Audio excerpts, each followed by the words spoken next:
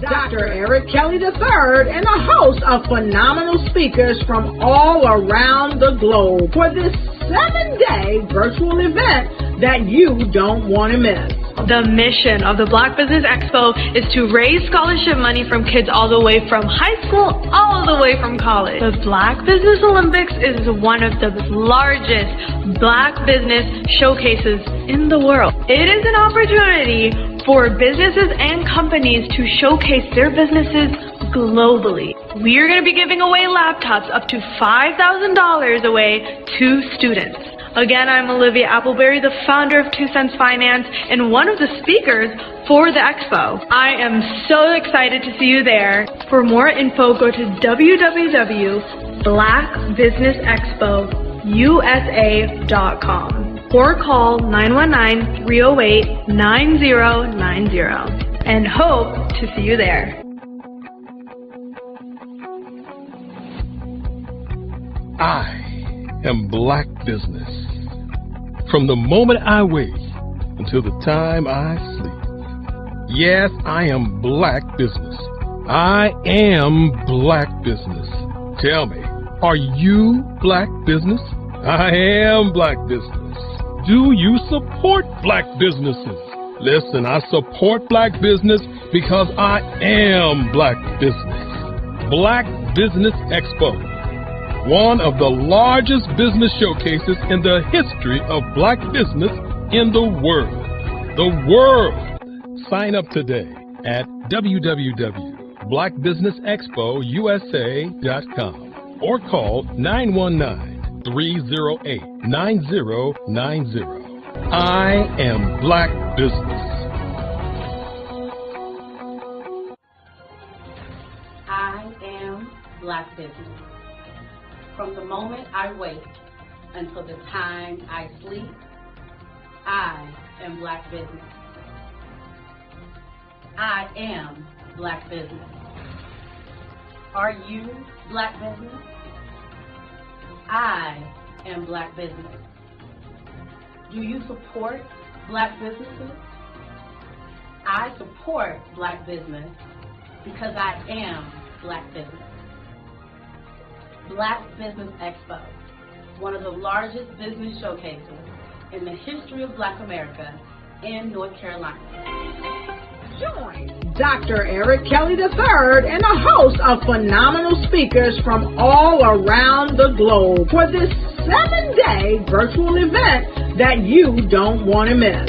The mission of the Black Business Expo is to raise scholarship money from kids all the way from high school all the way from college. The Black Business Olympics is one of the largest Black business showcases in the world. It is an opportunity for businesses and companies to showcase their businesses globally. We are going to be giving away laptops up to $5,000 away to students. Again, I'm Olivia Appleberry, the founder of 2 Cents Finance and one of the speakers for the expo. I am so excited to see you there. For more info, go to www.blackbusinessexpousa.com or call 919-308-9090 and hope to see you there. I am Black Business. From the moment I wake until the time I sleep. Yes, I am Black Business.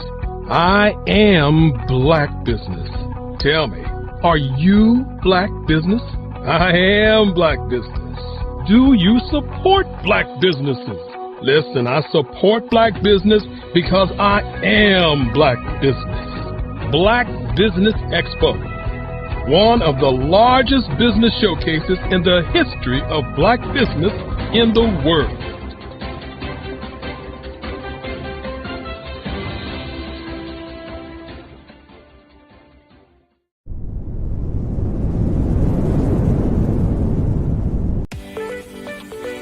You are in the right place at the right time. The Black Business Network opens again for its Black Business Olympics, a 24/7 broadcast on business, strategies, global branding, social media marketing, finance, advertisement, and much, much more.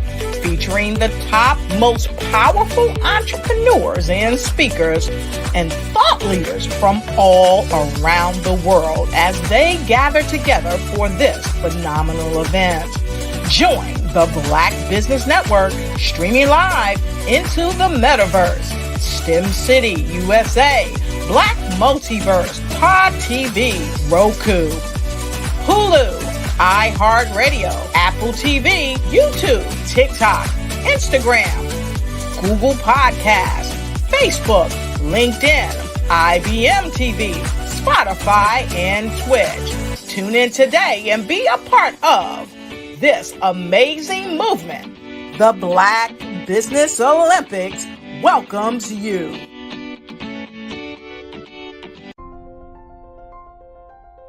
What if you could build your own city? A place where every child can find nurturing people to help them achieve their full potential. A place where every adult can access job training support. Where health education is abundant. Where social justice ruled the land. A place without limitations. Welcome. You have arrived at STEM City USA. It is what every city should be.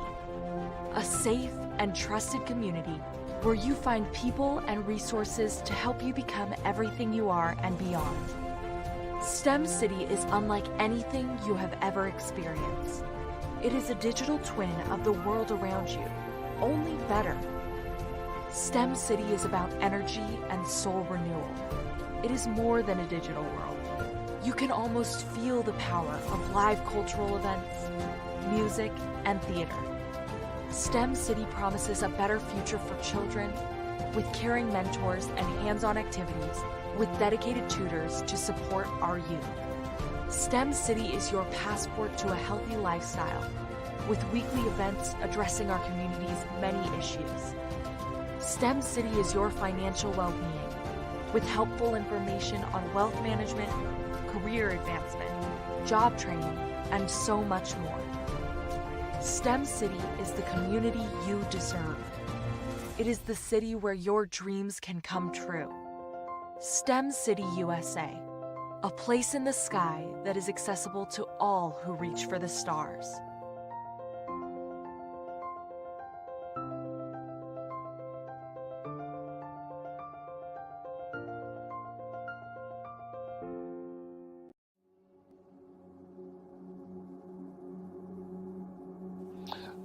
I was born and raised in southeastern West Virginia, the coal fields. My father was an AME minister. For me, I was very fortunate. Even though I grew up in the segregated South, I was surrounded by flourishing Black businesses, doctors, lawyers, bankers, dentists. They were all there and they were all successful. And I guess that's part of my dream, is to see that success come back. My name is Joseph Simmons, and I am the founder of the Center for Micro-Entrepreneurial Training. We have this moment in time where we can change the trajectory of people. And our focus is on women, Black and brown entrepreneurs, and their access to capital, their ability to build thriving businesses, the ability to employ people. There's a study that showed that in those three communities, especially Black and brown communities, $1 stays in those communities for 30 minutes. In white community, $1 stays in their communities for 8 hours. So think about it. For you in a Black or brown community to get gas, to get food, to go to a restaurant, you've got to leave your community, take those dollars out of that community and take it to another community that's already being well served. So if we can reverse that, if we can go from 30 minutes to an hour to 2 hours, that's progress. That's what we need to do. I was with SCORE. And then in May of 2020, of course, the events happened in regards to the murder of George Floyd. The other thing that I was experiencing was the denials of federal funds for small businesses. And it revolved around one thing. These businesses were not being prepared for grants and for government programs. And I came up with the idea for the Center for Micro-Entrepreneurial based off those two things. Morgan Stanley had a report out in 2020, first quarter, and it talked about there were three groups that were massively devastated by COVID-19 on their business. That was 1, women, number 2, Black, and number 3, brown entrepreneurs. The research showed that they had less cash on hand, they had less opportunity to go into a bank and get money, and they were very dependent on family and friends to keep their business up and running. If we can focus on those 3 groups, then we can have a dramatic impact on our communities. Really, the focus is on 3 areas. And those 3 areas are 1, the people, number 2, the courses, and number 3, a support network. Here at CMAT, we will provide you with the fundamentals for generational success. And you will be creating a vibrant community by attending our 5-day immersive training course.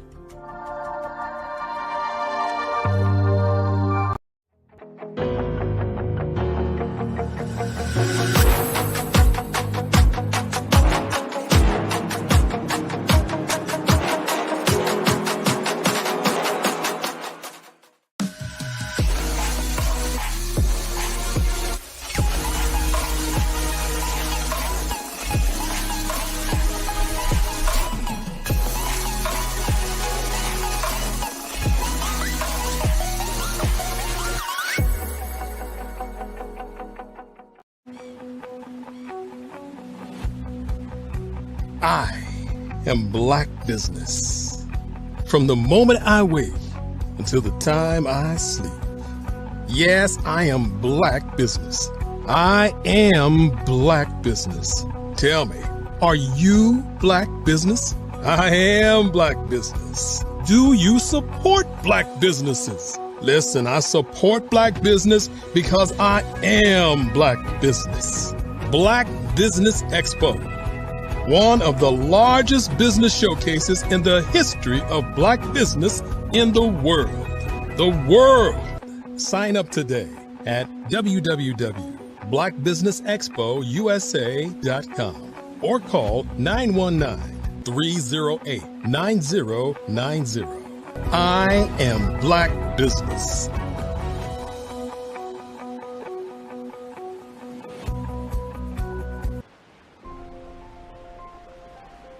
What if you could build your own city? A place where every child can find nurturing people to help them achieve their full potential.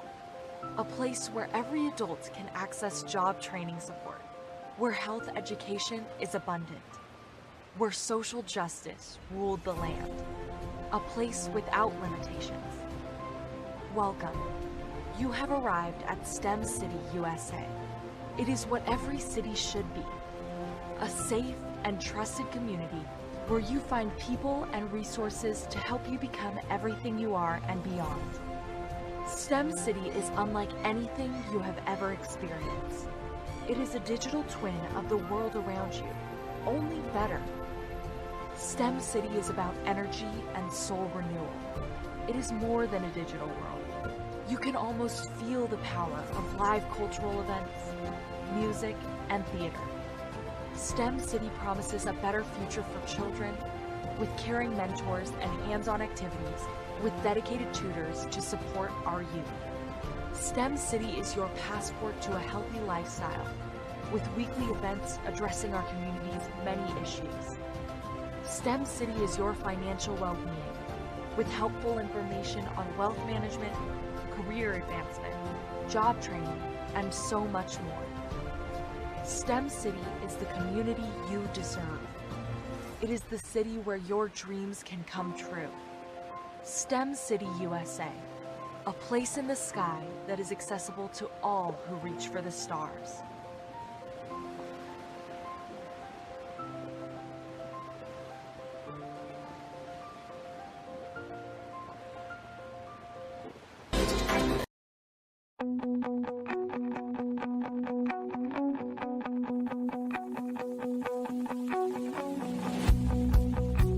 I am Black Business.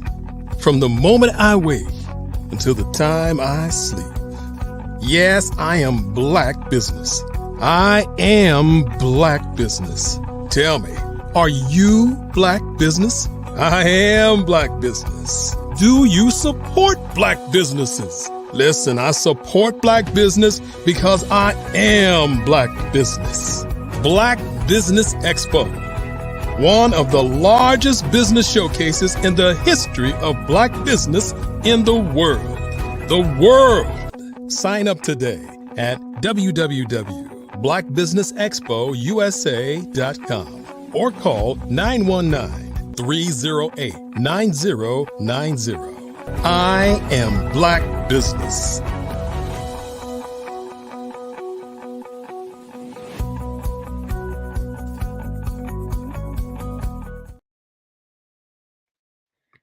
Good day, business owners, entrepreneurs, thought leaders, and corporations. Welcome to the Black Business Network. My name is Dr. Sade Adu, and I am your business moderator for the afternoon. And on the Black Business Network, the Black Business Network is a 24-hour business network showcasing Black businesses, business owners, entrepreneurs, and thought leaders worldwide. We have speakers from North Carolina, London, Singapore, Africa, Japan, and cities all over the United States.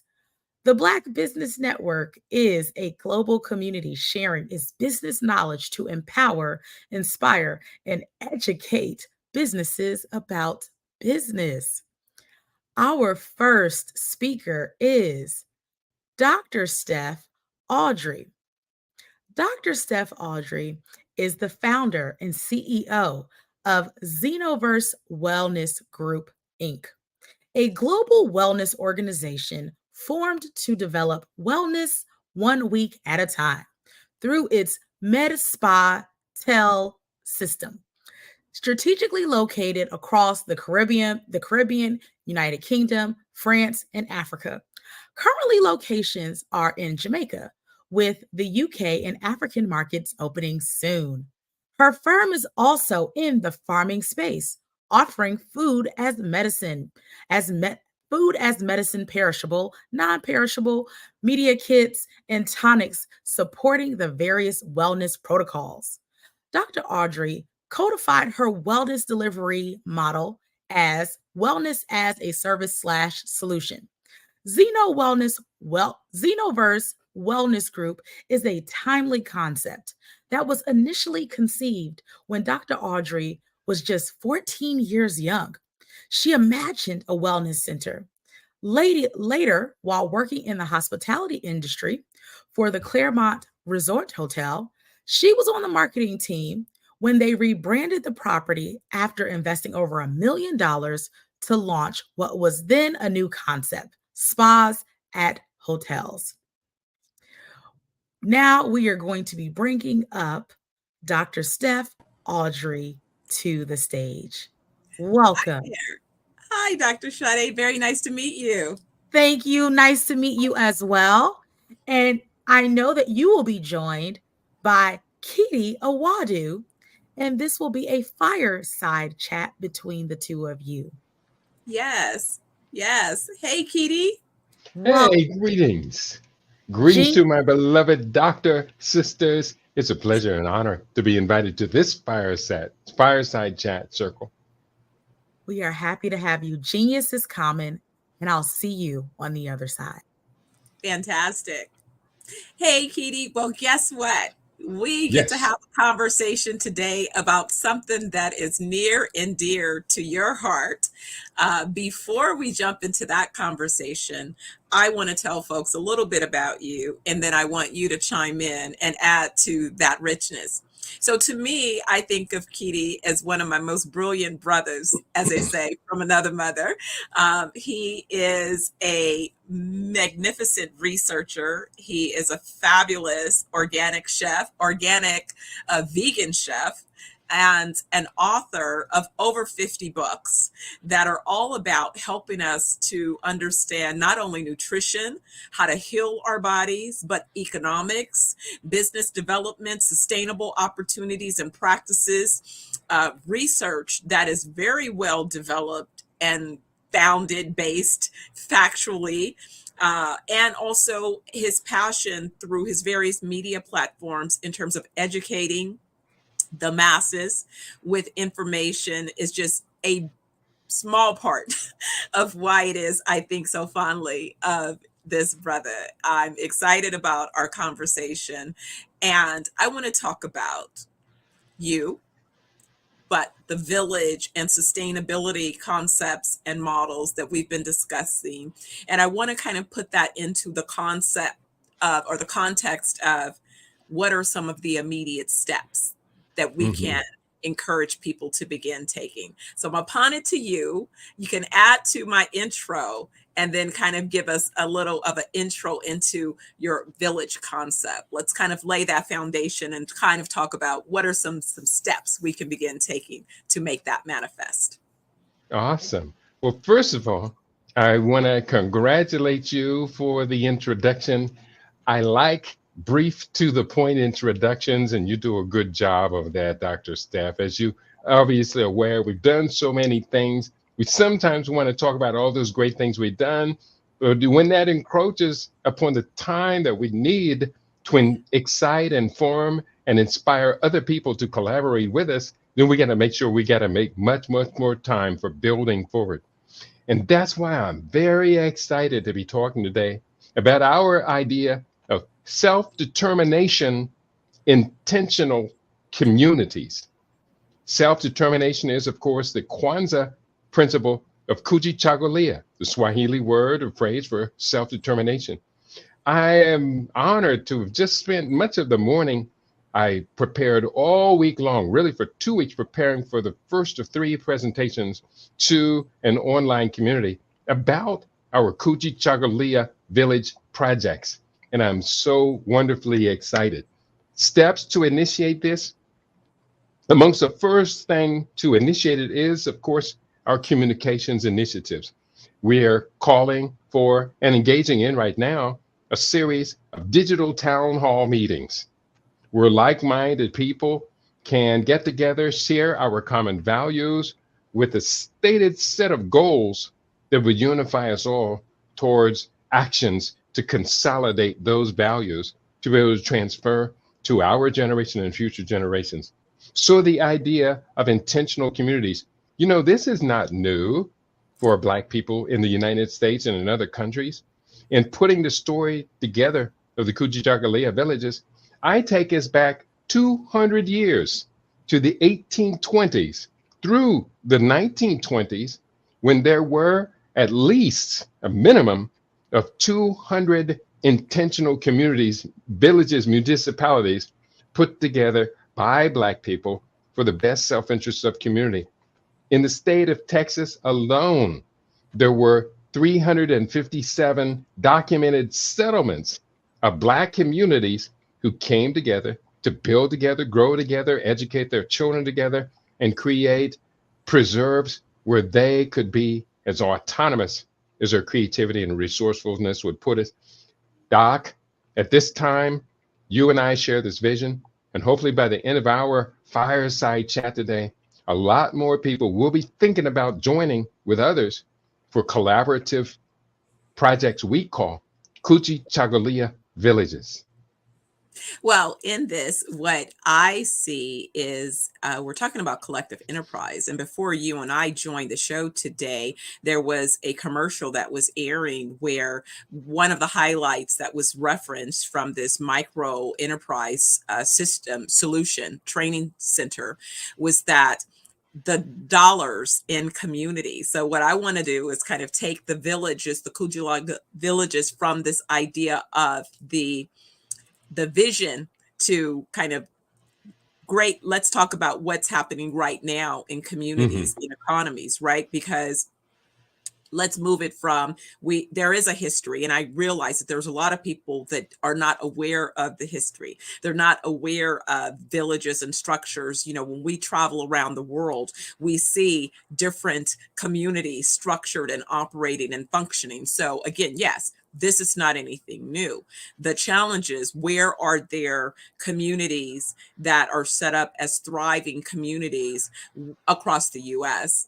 And also, how can we create partnerships and alliances with those communities that are functioning and formed in other regions of the world that might benefit from some of what it is we have? What I think we have in the US, those of us who are in the bucket of, those of African descent in the country. What we've had, if we've had an opportunity to participate in business and industry, is oftentimes we've gained a lot of skills and insights on how the US operates as an economy, how it sees itself as a thriving country, right? And you build a country, you build an economy so that you can sustain yourself. And even though some of those initial practices, many of those practices are built on, the basic pillars that every business needs, is you need access to some type of raw materials, you need labor, and you need capital.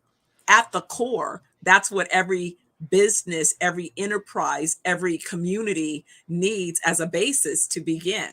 Now, the US and other superpowers decided that they were going to divvy up the world and put the world as their resources so that they would have unlimited access to resources, to raw materials, and then that instead of having to pay wages, that it would be better to use slave labor, excuse me, and with that be able to build out industry and sector without having to pay for those initial investments. Same thing with the raw materials, to go to other countries and overpower the people, the natives to those lands and those economies, and take it and then repurpose it for their own benefit, and then monetize that, and then create sustainable systems and laws and all of this infrastructure that would allow that to continue. All right, we're talking about villages that can be created. And I'm kind of saying, so are we looking to do that in the US? Are we aiming to do that in other parts of the world? Kind of, let's bring it down from, the vision to where is it being executed and planned, and how then can we put in place those initial steps? Mm-hmm. You made some very salient points during that introduction to the question, of which I gathered from it that we have, to too great extent, been only in a reactive position, responding to the game being played by other players who seem to understand the game and impose their will upon us. At this particular point, you and I realize the shortcomings of constantly being in a reactive state. So therefore, we shift to a creative, proactive state. Hence, we do make these plans of Kujichagulia villages. I'm glad that you mentioned about the connection of the villages to the land. Land, Mother Earth, is the source of being. Land with water is where life emerges and where life can be expected for continuity. So in the United States, where I began working on these visionary projects, we call Kujichagulia villages around 2006, 2008. We were able to partner up initially with 3 land holdings in Louisiana, near Colfax, Louisiana, which was the site of an 1873 massacre. The Colfax massacre occurred on April 13, where an estimated 150 blacks were killed during a terrorist mob massacre. Well, near there, the Kimball family has allocated their 74 acres of land for us to come through and build together as partners. 40 acres of land in Pembroke Township, which is about 60 miles south of Chicago, used to be a widely inhabited large black township, but has unfortunately been largely abandoned since the last major industries pulled out of the area and just left nothing behind. And then there was a 123-acre project, which took place in Druryville, western part of the Virginia province, where Baba Khalifa, as I know him, purchased the land where Nat Turner was born, immediately adjacent to the territory where Nat Turner's rebellion took place. And so we began building in partnership with them about the same time. Later, we took on a 4th project domestically, the Oyotunji African Village, which is the first part of a U.S. territory designated specifically for an autonomous African kingdom. So very proud. 4 domestic projects. Since I've been talking about it now, I've had 2 other people say, hey, I have, or my family has, large amounts of land that's largely become fallow, out of production. The Kujichagulia villages sound like they would be a good addition to the family's inheritance. And we have been working on, in the past, 3 African continental Kujichagulia village projects: the Ikolaja School in Benin, the Harambe gardening project, Harambe Youth Gardening Project in Zimbabwe, as well as Kujichagulia Village Project at the Lion's Den in Akosombo, Eastern Ghana.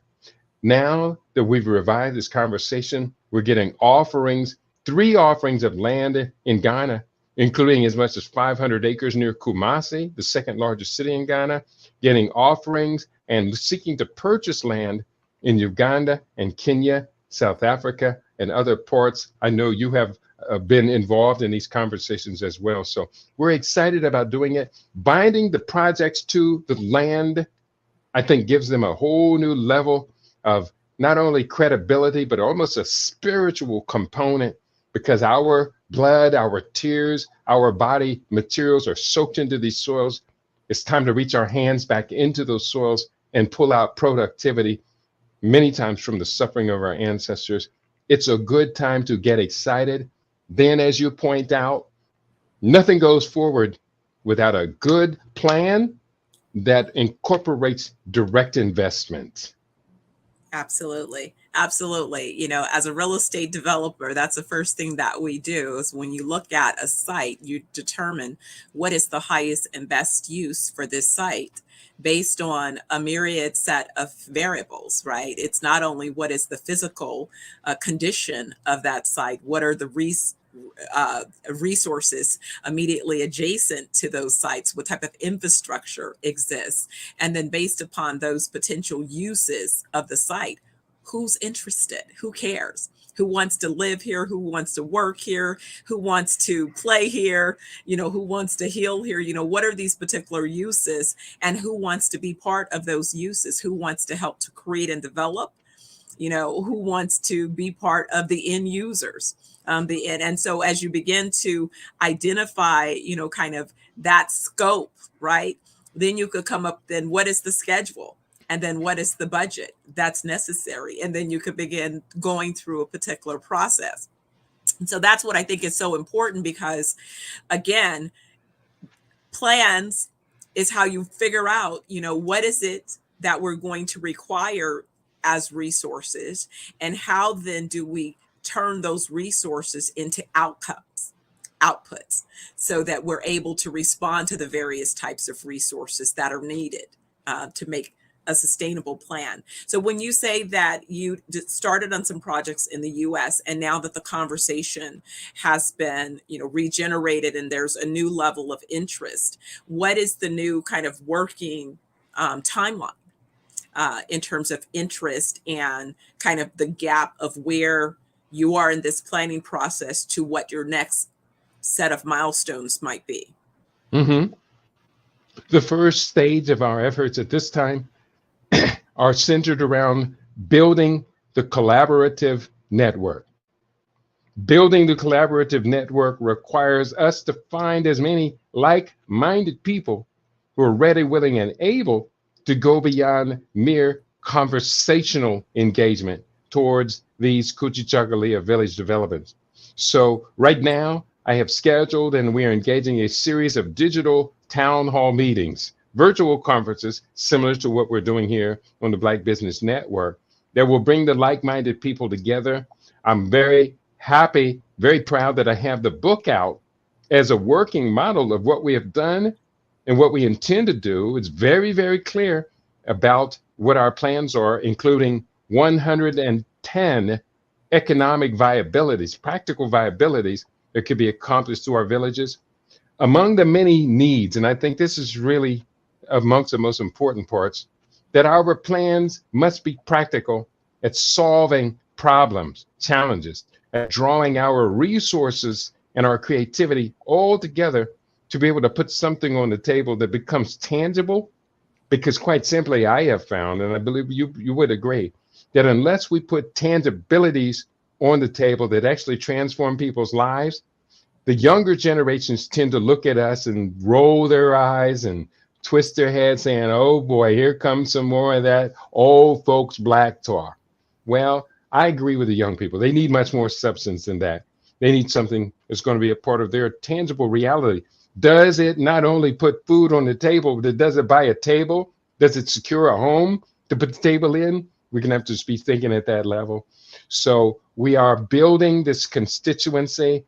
I have produced a set of 10 1 to 90 minute, 1 hour to 90 minute broadcasts focusing on specific avenues of Kujichagulia village developments, such as the history of Black towns and how did they capitalize on what I call the 6 pillars of empire to come into existence. And if they no longer do exist, what led to the downfall of Black Wall Street, of Colfax and Rosewood. Boley is still around, but Boley is nowhere near its glory when it was one of the very symbols of Black autonomous and sovereign success in the United States. We had to be very clear about the contemporary challenges we face.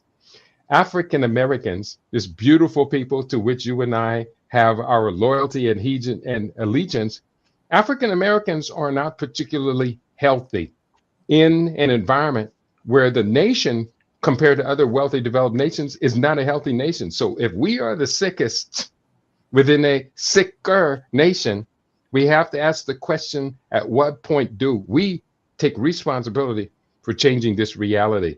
How can we engage in projects that will cut the rate of infant and maternal mortality? Because quite simply, if we cannot replicate ourselves, if we cannot maintain our progressive demographics, we lose everything. At present, African Americans contribute out of pocket $94.1 billion annually to be the sickest people in the sickest nation.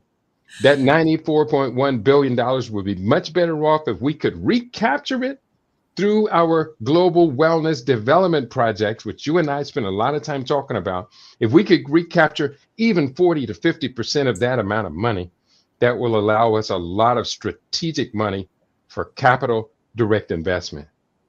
Kitty, okay, now you talking to your sister that's been out here. You know, they don't call me Dr. Money for nothing, right? But guess what the hard lesson is that I had to learn over 40 years ago?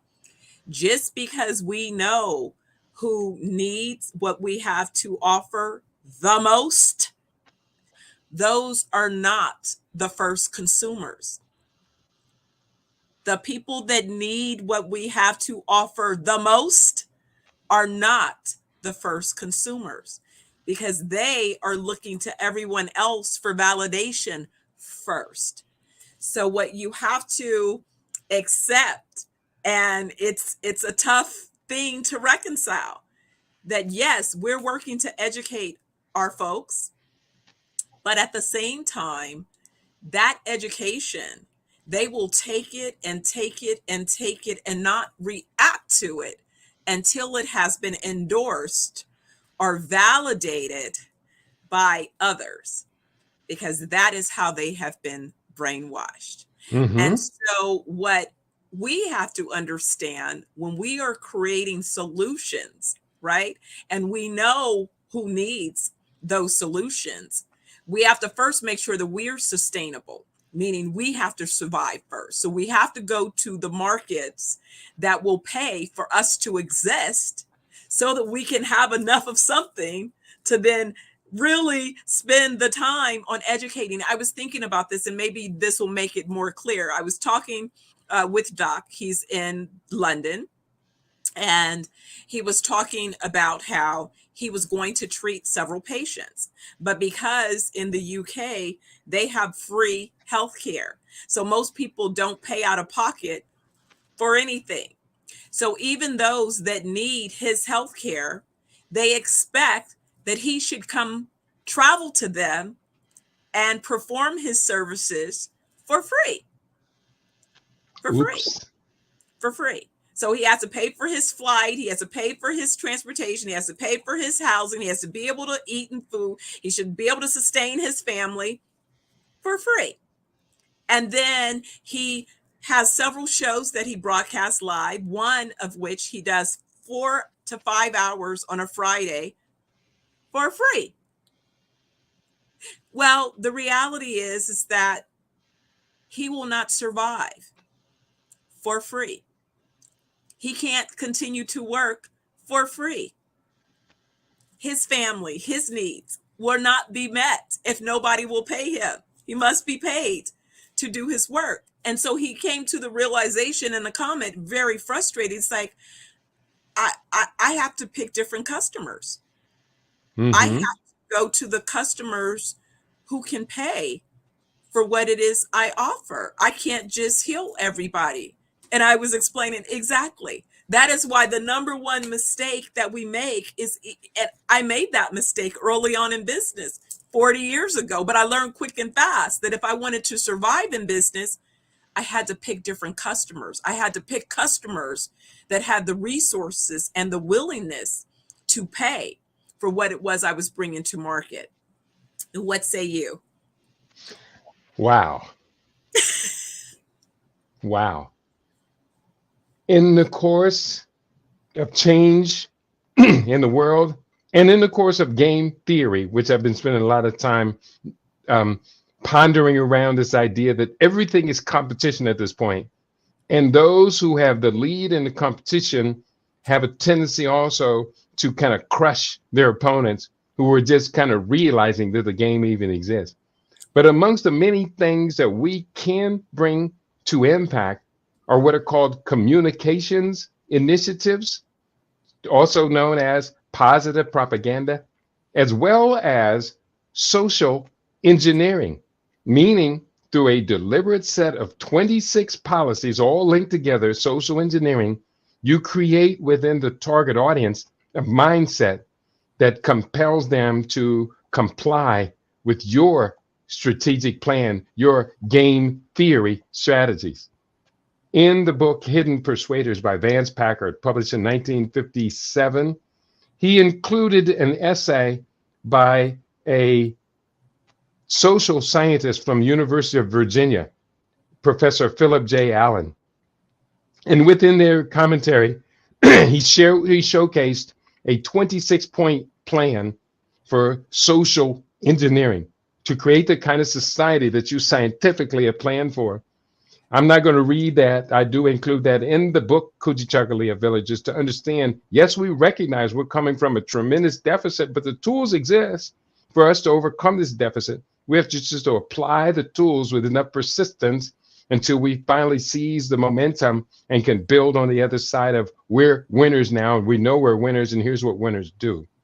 But these do require sufficient financial backing to constantly communicate the defined values that wish to be installed and instilled within the target audience, to be very consistent, to incorporate all of the major social institutions, education, religion, leisure time, mass communications, education. All of these are incorporated towards a master plan. I'm really excited about what all of my studies have presented for us to utilize at this particular time, because I'm convinced that for all of the problems, all of the challenges our people face, and they are no small set of problems, Kujichagulia Villages stands as perhaps one of the single most important methodologies for addressing all of these problems and challenges in a holistic way. Absolutely. Well, I think that it's important to have, this is, a lot of what people don't realize is that there's a lot of thought leadership, think tanks that are formed to study different topics, different elements, different interests. The Milken Institute. There's all kind of institutes that have been formed over the years, and they take on the responsibility of planning for whatever it is the focus. If it's something that they believe that's an endangered species, or, something that, we believe that is necessary as it relates to a raw material, plants, animal, humanity, all of these different things. And what has been lacking is a lot of focused study on what is it that would help support the sustainability of those of us of African descent, those of us who are, native to particular lands and areas and regions of the world, those native environments that oftentimes we were the cultivators of, which is why they're mineral rich and dense and all of these things, especially when we talk about the continent and why it's being pillaged, right? Why the narrative for those of us in America is no, stay over in America while we go over to the continent and pillage all of the resources, so that by the time you realize that you had something in terms of your family lineage there, it's gone, right? By the time you figure it out, we've already grabbed it and redeveloped it, and we've owned it, right? We've taken control of your, legacy, your inheritance, if you will. That's right. But I think that when you talk about this, Katie, that's where we have to break it down into a conversation that's as simple as, if I am a young Gen Z, a young millennial, and I have boomer or Gen X parents, and I am noticing that my parents have limited inheritance to pass forward to me, how can I begin now, if we want to use things like compounding interest or the advantage of being ahead of the curve? You invest when there is an opportunity to realize a gain on your investment. And that is typically before other people have already made the investment. So if you want to be a first mover, then you should be putting down money on land. You should be putting down money towards, if the village is getting 500 hectares of land allocated towards it, what is the big plan in terms of how those hectares are going to be subdivided? What is the ownership possibility? How can we begin to parcel and create ownership opportunities that says, hey, I am going to, as part of my second phase, have a house, have a business, have an X in this particular community. So I want to vote with my early dollars and start to put dollars towards that possibility. I mean, that's what I love about the Jamaican community. When I see homes, you drive around, homes are partially built. And I used to wonder when I first, started spending time in these sub-communities, why is there one story of a house, but then you see infrastructure stubbed in for a second story, but that second story hasn't been finished? And they say, no, Jamaicans go to Canada, they go to the UK, they go to America, and they work and they send money back and they build as they're earning the money, so that by the time they're ready to retire, they can come home to a fully built home that they were able to pay off and own, so that when they retire, now they know that they can come back home and have a place to live. Mm-hmm. And I would think that this opportunity we would be planning and discussing in a similar fashion to help people understand that it doesn't magically manifest. I can be part of helping it manifest by contributing my dollars now towards this possibility, contributing my dollars now towards what kind of business and infrastructure is going to be necessary. How can I participate in building that infrastructure? What talents can I bring towards this overall possibility and help create a solution? Mm-hmm. As I was listening to talk, it reminded me that powerful nations didn't necessarily have the cash on hand to build their instruments and their foundations, their infrastructure of their national power. Many times what they had was a source where these resources would be coming. France did it, United States did it, UK did it. And by having access to where the natural resources would be coming from, then the banks in Paris, London, New York and other places could then begin to leverage their power in lending for future development, just as long as they were assured that those resources would continue to be coming.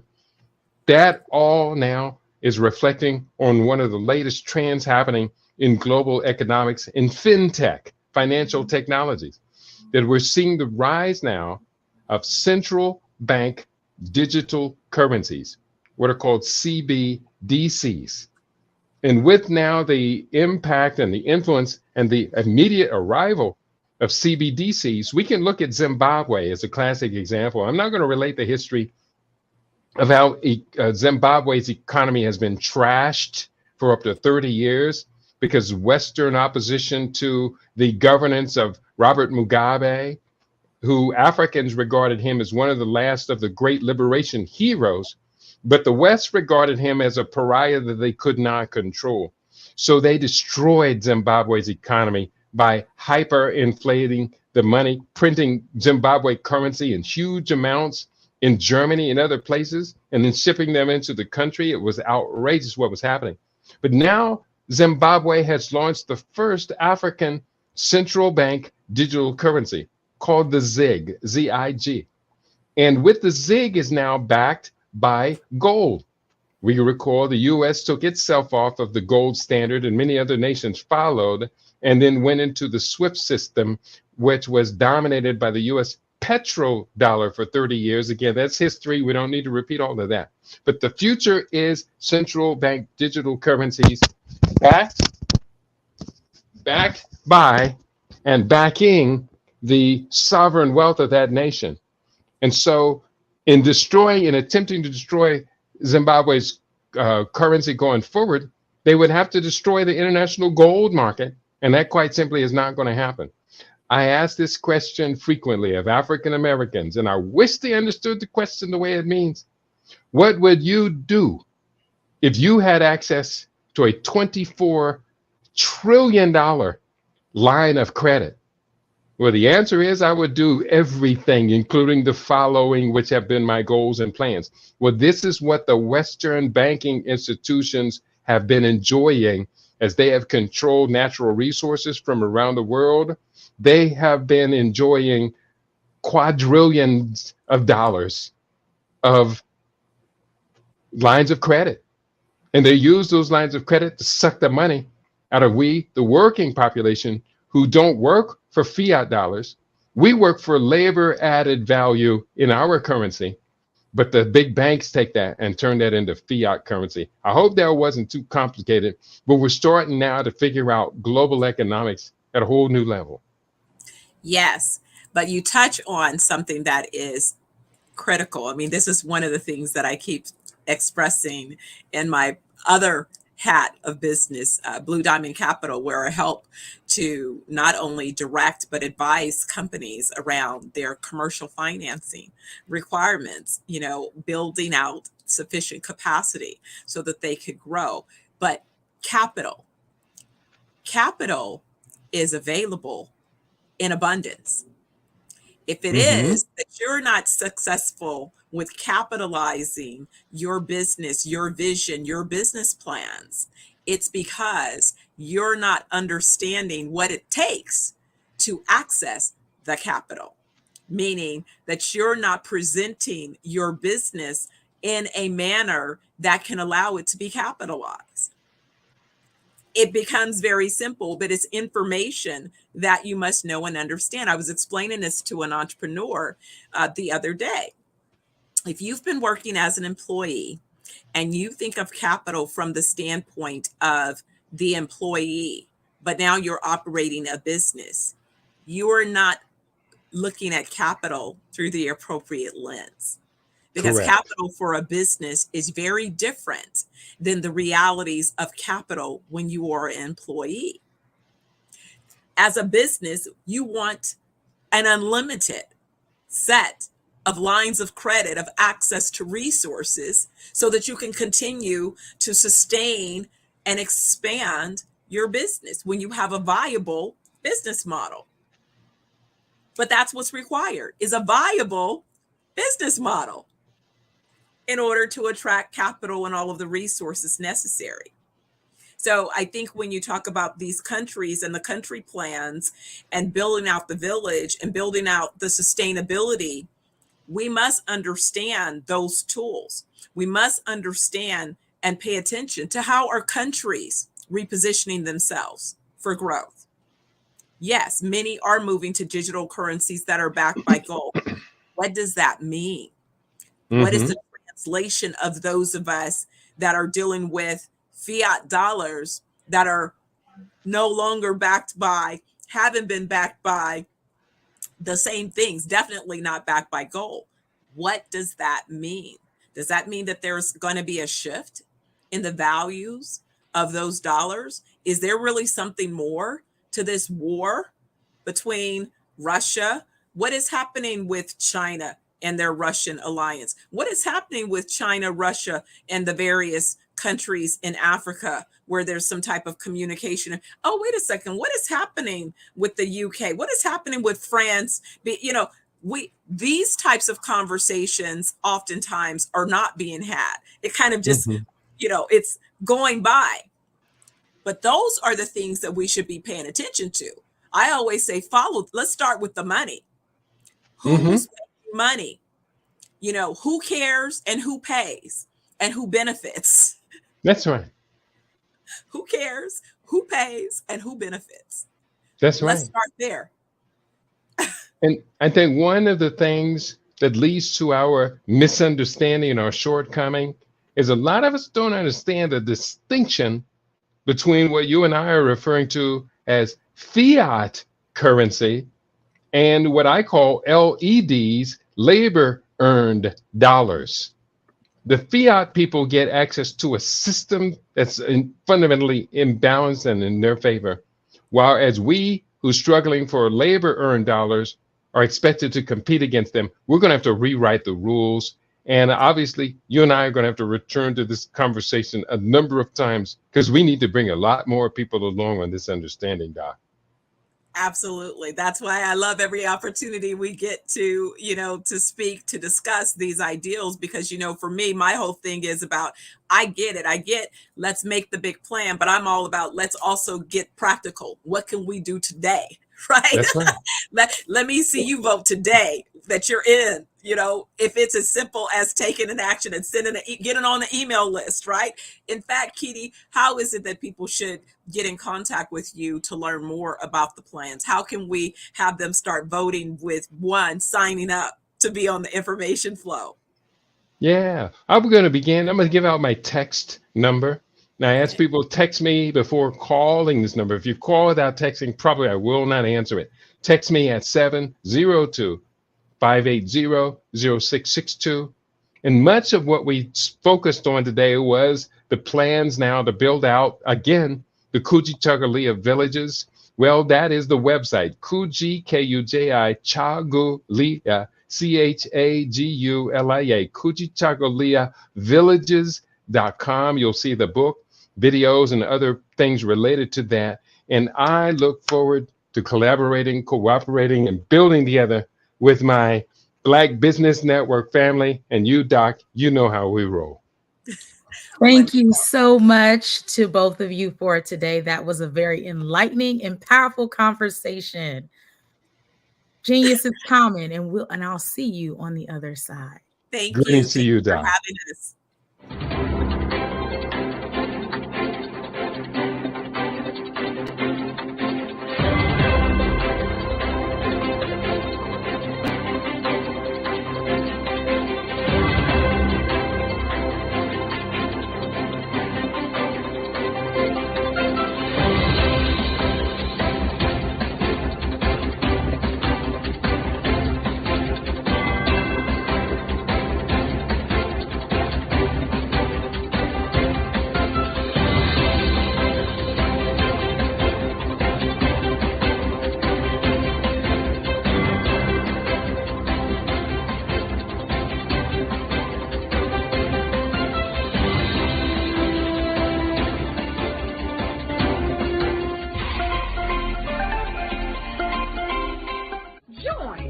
Dr. Eric Kelly III and a host of phenomenal speakers from all around the globe for this 7-day virtual event that you don't want to miss.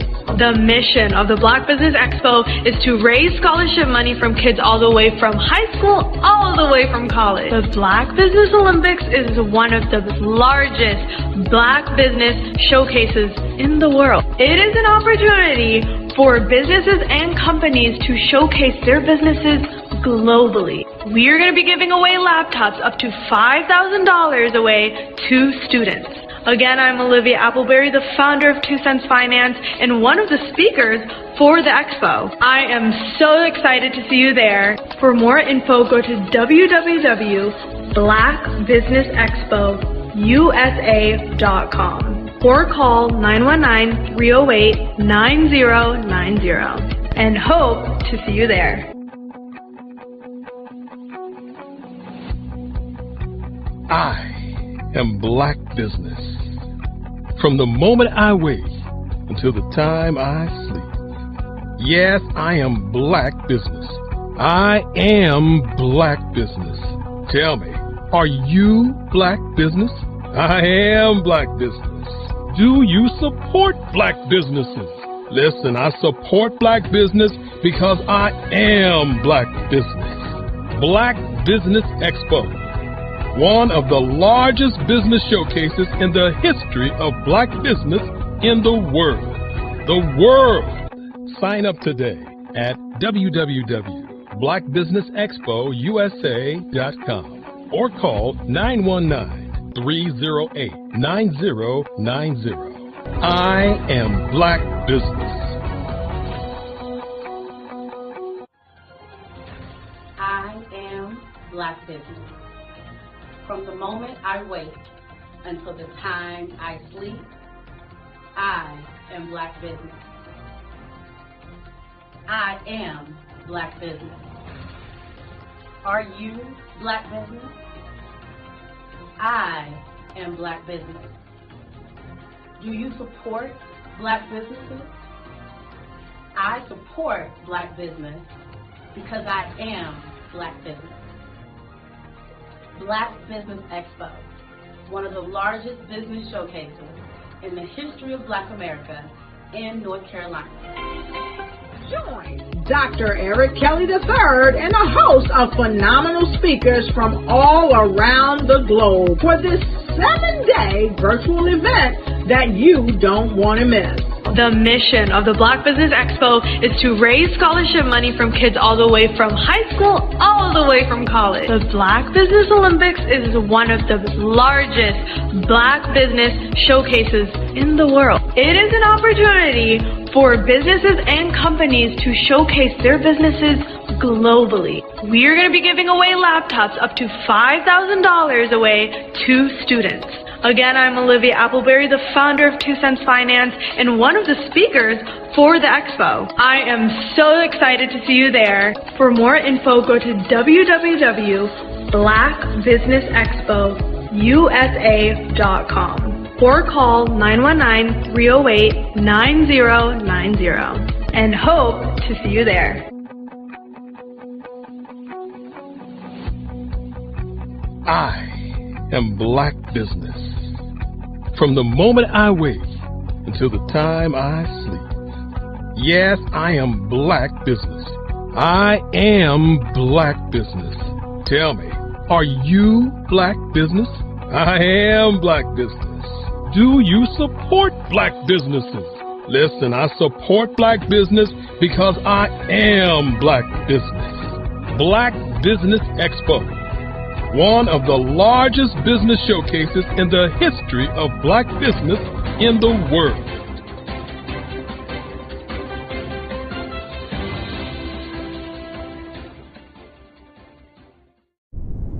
Over the past few years, we've seen the growth of existing and new initiatives focused on financial inclusion, building global networks, and reducing the wealth gap in response to the idea there's not enough seats at the table.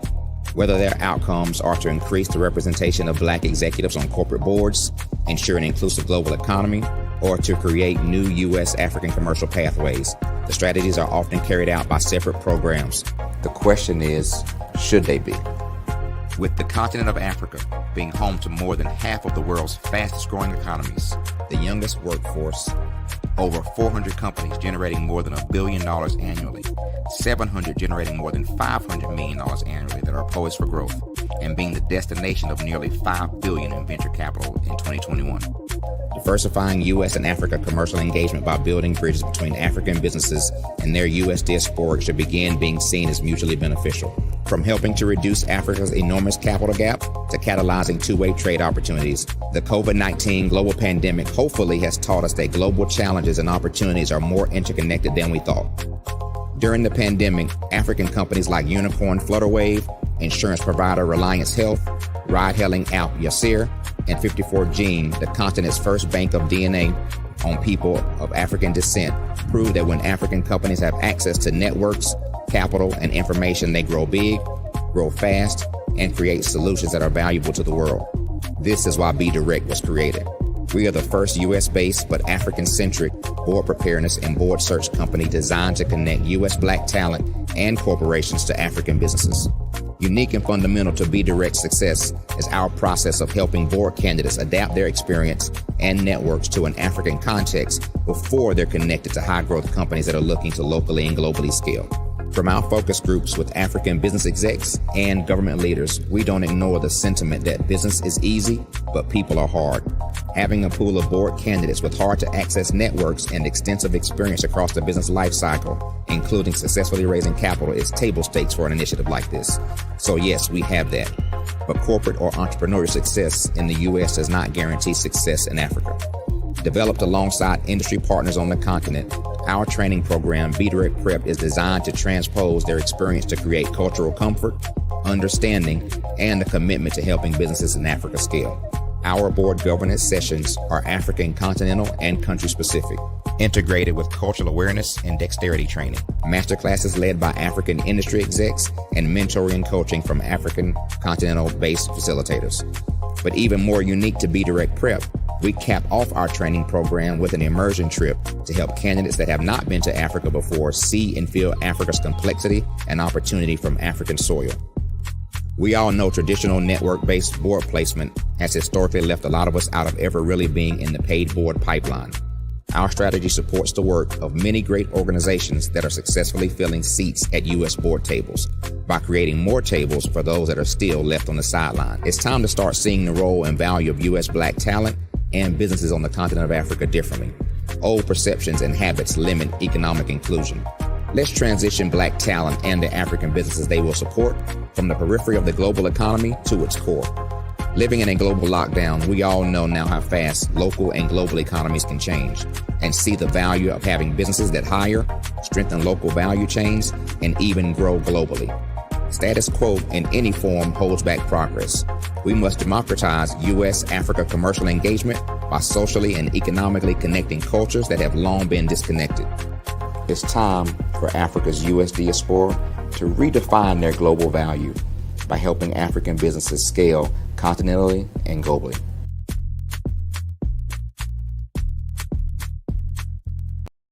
I am from Washington, D.C., but I was raised in Durham, North Carolina. I came to Durham when I was about 5 or 6, and then I traveled back and forth to D.C. because it's where my people are from. One of the unique things about my family is my mother, she's also an artist. She does quilting, and she does a lot of artistic things. And then my son, he draws with both hands, his right hand and his left hand like I do. So that's kind of a family trait. And then my other son, he's a videographer, and my daughter, she works, she's a regional vice president for Sunglass Lab. When you start out drawing and sketching, you want to continue to explore, each avenue. I do pastels, I do pen and ink, I do painting, I do acrylics. I haven't done oils yet, but I try to do all facets of art. What I say to a lot of times to people is, you can't put yourself in a box when you're an artist. You have to explore. And over the course of my life, I've tried to explore different mediums. I also do sculpture as well. I choose my subjects by the intensity that they have in their faces or the intensity that somebody is moving, because I do more than portrait drawings. I also do I do abstract, and then I do figurative drawing also. Well, what happened in this particular show is that I started out trying to come up with something that would be a little bit different than what everybody else is doing. So I was working on a Barack Obama show, and they wanted me to do some paintings of Barack. And so what I did was, because of the deadlines, I kind of did it kind of fast. And then I realized when I was doing it fast, I enjoyed it. And so then I started doing other pieces the same way, and I started to enjoy those pieces also. And so I came up with this particular style, and it's a style of lines and colors. And what's interesting is that when I was in college, I did a show called Lines, Colors, and I talked about the boldness of the blacks, the hotness of the whites, and this is how this has come about, later on in my life. And the colors comes from a lot of the entertainers that I work with, where they wear different colors. They don't wear, your plain reds or your whites. They wear different colors, and so that's also another piece of what's giving me the colors. The subtitle of this show is Faces That Speak Life. That's real critical. Faces that speak life. Each one of these pieces is a life source and a life energy that's being put on display for people that are looking at it. I always say in terms of my art, it's not important that I draw them. It's important what you get out of what I draw. I don't try to just draw it because you like it. People wanted me to do prints. I didn't do prints. People asked me to do different people, but the people that I choose are people that make a difference in the lives of people in the world. So the human landscape idea was, again, as I say, the lines represent your emotions, it represents your ideas, and it represents your journey as a human being. And that's why you get the different pieces and the different looks. And as you notice, I try not to do one look that looks alike another look. And that's what's the most important part of this show. Artist to me is a creative expression of something from nothing. It explodes onto the canvas, or it explodes on in my work. One of the things that I try to do more than anything is I try to just give the lines and the movements and emotions and expressions into what I do. Art really means to me a chance to express how I feel deep down inside. Most of my art begins as a thought that I might have, whether it's sports, whether it's history, whether it's a woman or a man. It pretty much starts as an idea of thought before I get into the actual image of what I'm going to draw. I do a lot of historical pieces. I was a history minor in college, and I love to do history pieces. And a lot of times I'm thinking about history, and then I try to make that history impact you as you look at it. That's one of the reasons I do pictures so large. People ask me, why do I do the pictures so big? And I tell them, I want the piece to impact them as they're looking at it, to kind of dominate them, dominate their space.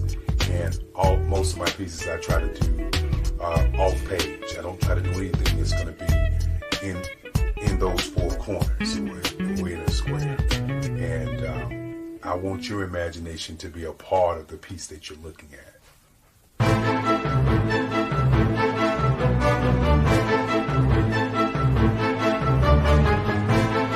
Hello, I am Dr. Eric Kelly III, the visionary strategist and founder of the Black Business Olympics. I invite you to showcase your Black-owned businesses on the Black Business Network global stage. The Black Business Olympics is a global Black Business Network platform that propels Black-owned businesses into the international spotlight. By showcasing your business on the Black Business Olympics platform, you can reach a worldwide audience of potential customers, partners, and investors. You can also establish yourself as a thought leader and expert in your field, attract lucrative partnerships, and more speaking engagements. In addition, the Black Business Olympics platform provides a valuable opportunity to connect and collaborate with like-minded entrepreneurs and business professionals from around the world. This can lead to new business opportunities, ideas, and relationships. Finally, by sharing your story and expertise on the Black Business Olympics platform, you can inspire and empower others. This is a powerful way to make a positive impact on the world and leave a lasting legacy. If you are a Black-owned business owner, I encourage you to seize the opportunity to showcase your business on the Black Business Olympics platform. It is a once-in-a-lifetime opportunity to make an indelible mark on the world. Be one of the 1,000 visionary entrepreneurs who are changing students' lives, shaping industries, and leaving an unforgettable legacy for their families. Unleash your voice on our global stage and watch your business thrive. Black Business Olympics is one of the largest Black business showcases in the history of Black business in the world. Yes, the entire world. Just give me a call today at 919-308-9090.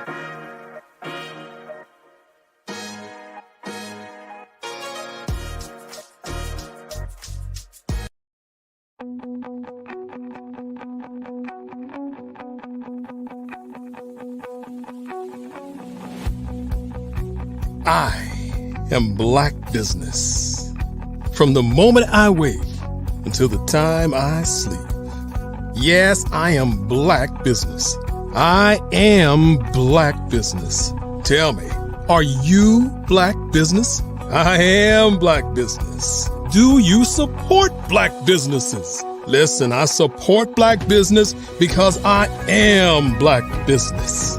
Black Business Expo, one of the largest business showcases in the history of Black business in the world. The world!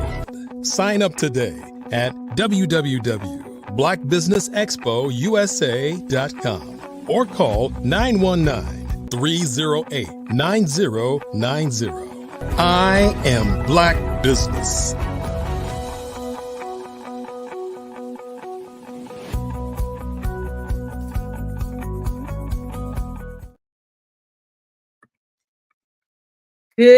Good day, business owners, entrepreneurs, thought leaders, and corporations. Welcome to the Black Business Network. My name is Dr. Sade Adu, and I am your business moderator for this evening on the Black Business Network. The Black Business Network is a 24-hour network showcasing Black businesses, Black businesses, business owners, entrepreneurs, and thought leaders worldwide.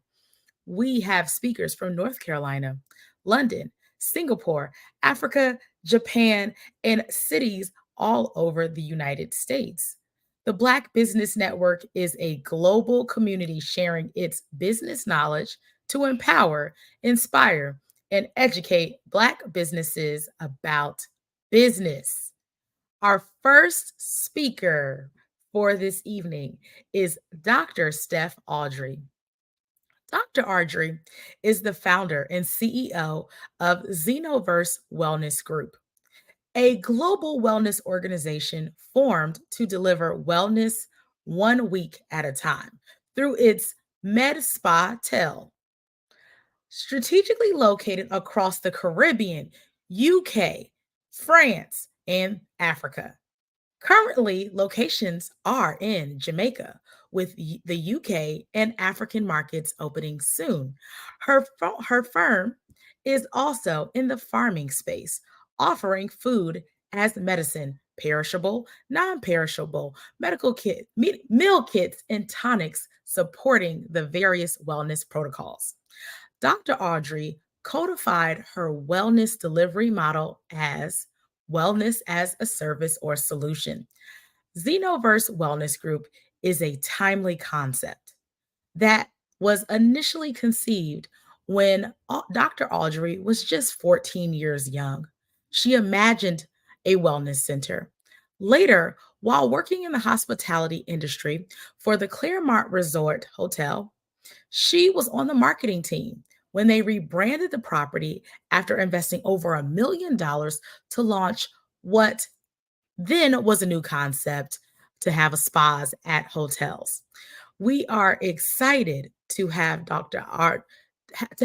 Audrey join us, Steph Audrey join us this evening for a fireside chat where we're going to learn a little bit more about her business and what she's currently working on.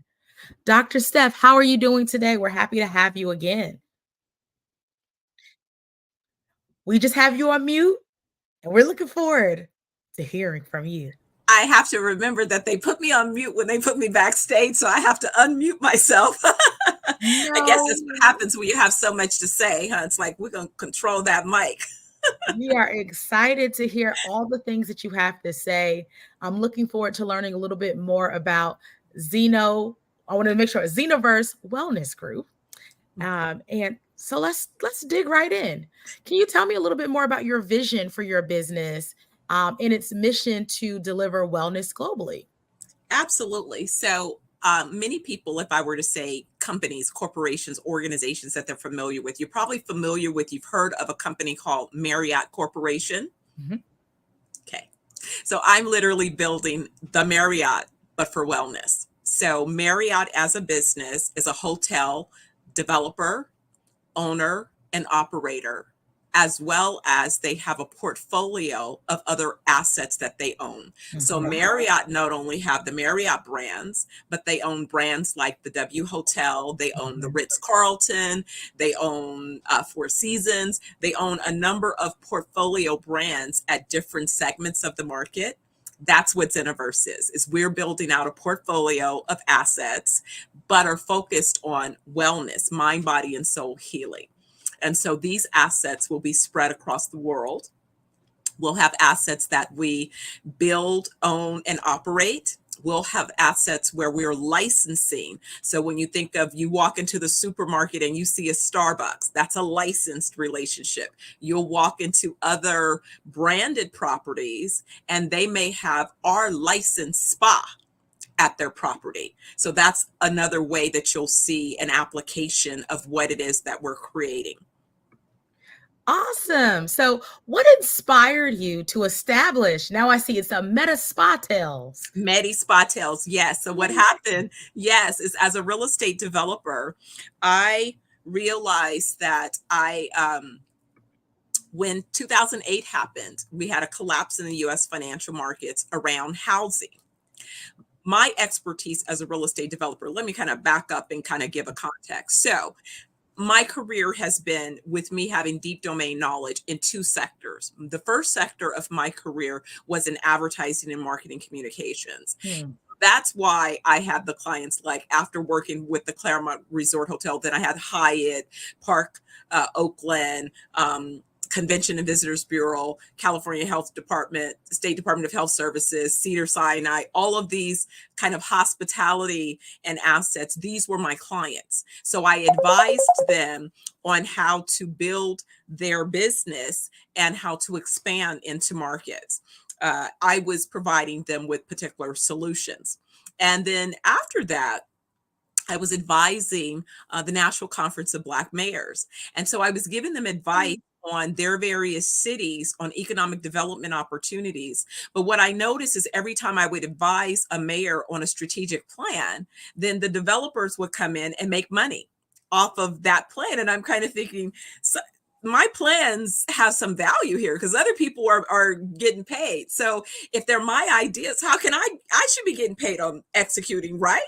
So it was pretty much the last, as I said, when I was ready to make a transition, many people heard about the Rodney King incident in the city of Los Angeles where he was beat and there was this big outroar.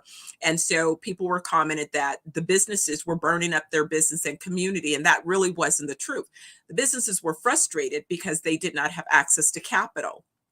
So it was at that time that I developed a program.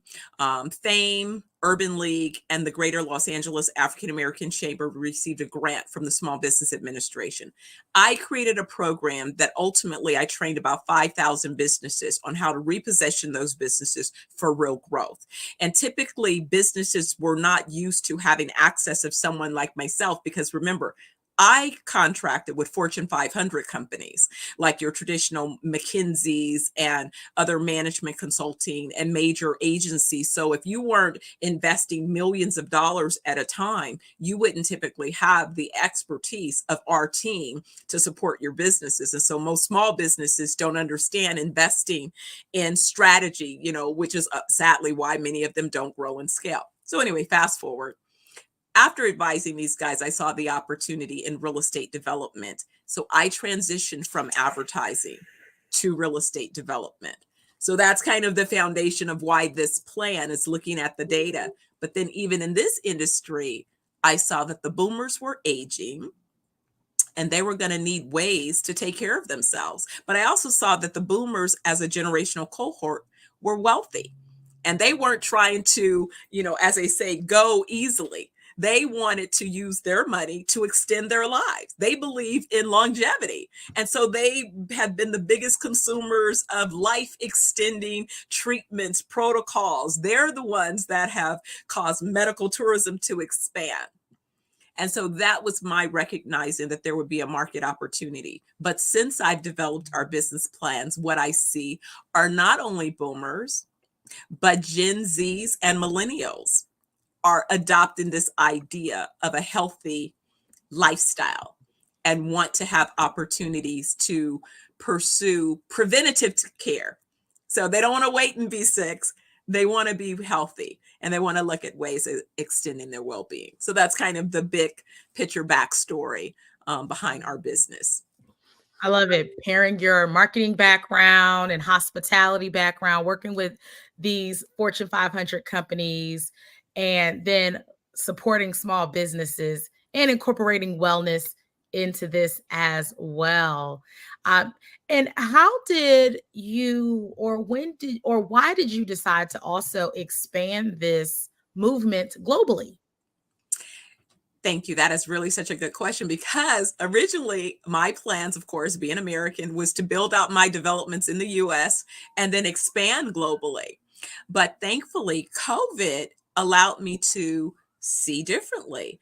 So for the longest time, my friends thought I was crazy because I've been shopping to buy islands. Even before I was a developer, I was like, I'm going to buy an island and one day I'm going to know how to develop it, right? So that's kind of like, I've been playing this long game.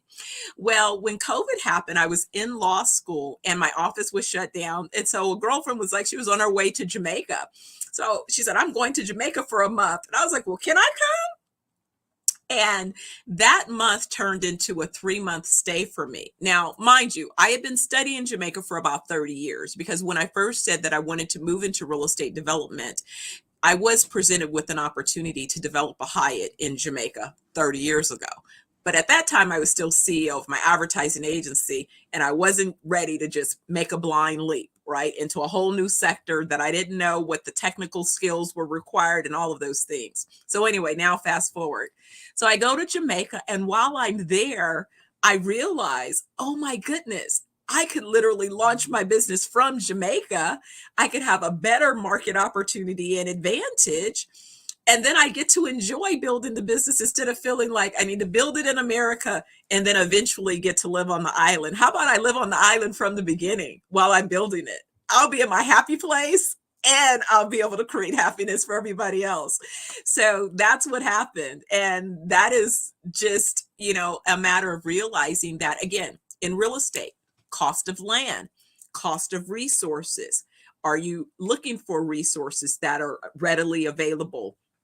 Natural resources, recognizing an opportunity that may not be an opportunity that is available someplace else, and so that's really what created the possibility. And I'm grateful that I was able to jump on the opportunity. Timing is everything. I love it. You lit up when you said I was able to just go to Jamaica for those 3 months. Yeah, we're gonna Yes. be if the world is gonna shut down, let's be shut down on an island, a beautiful Yes, island. yes. Oh my goodness, it was so great. I mean, I ended up literally spending most of the last 3 years in Jamaica. I spent more time in Jamaica than I did in the US. Between Jamaica, the US, I went to Cyprus, I went to Italy, I went to France, I went to, all of these places looking at sites. I'm on my way back to the Bahamas to meet with some more money folks, and then we're on our way to Senegal. So, I mean, it's like,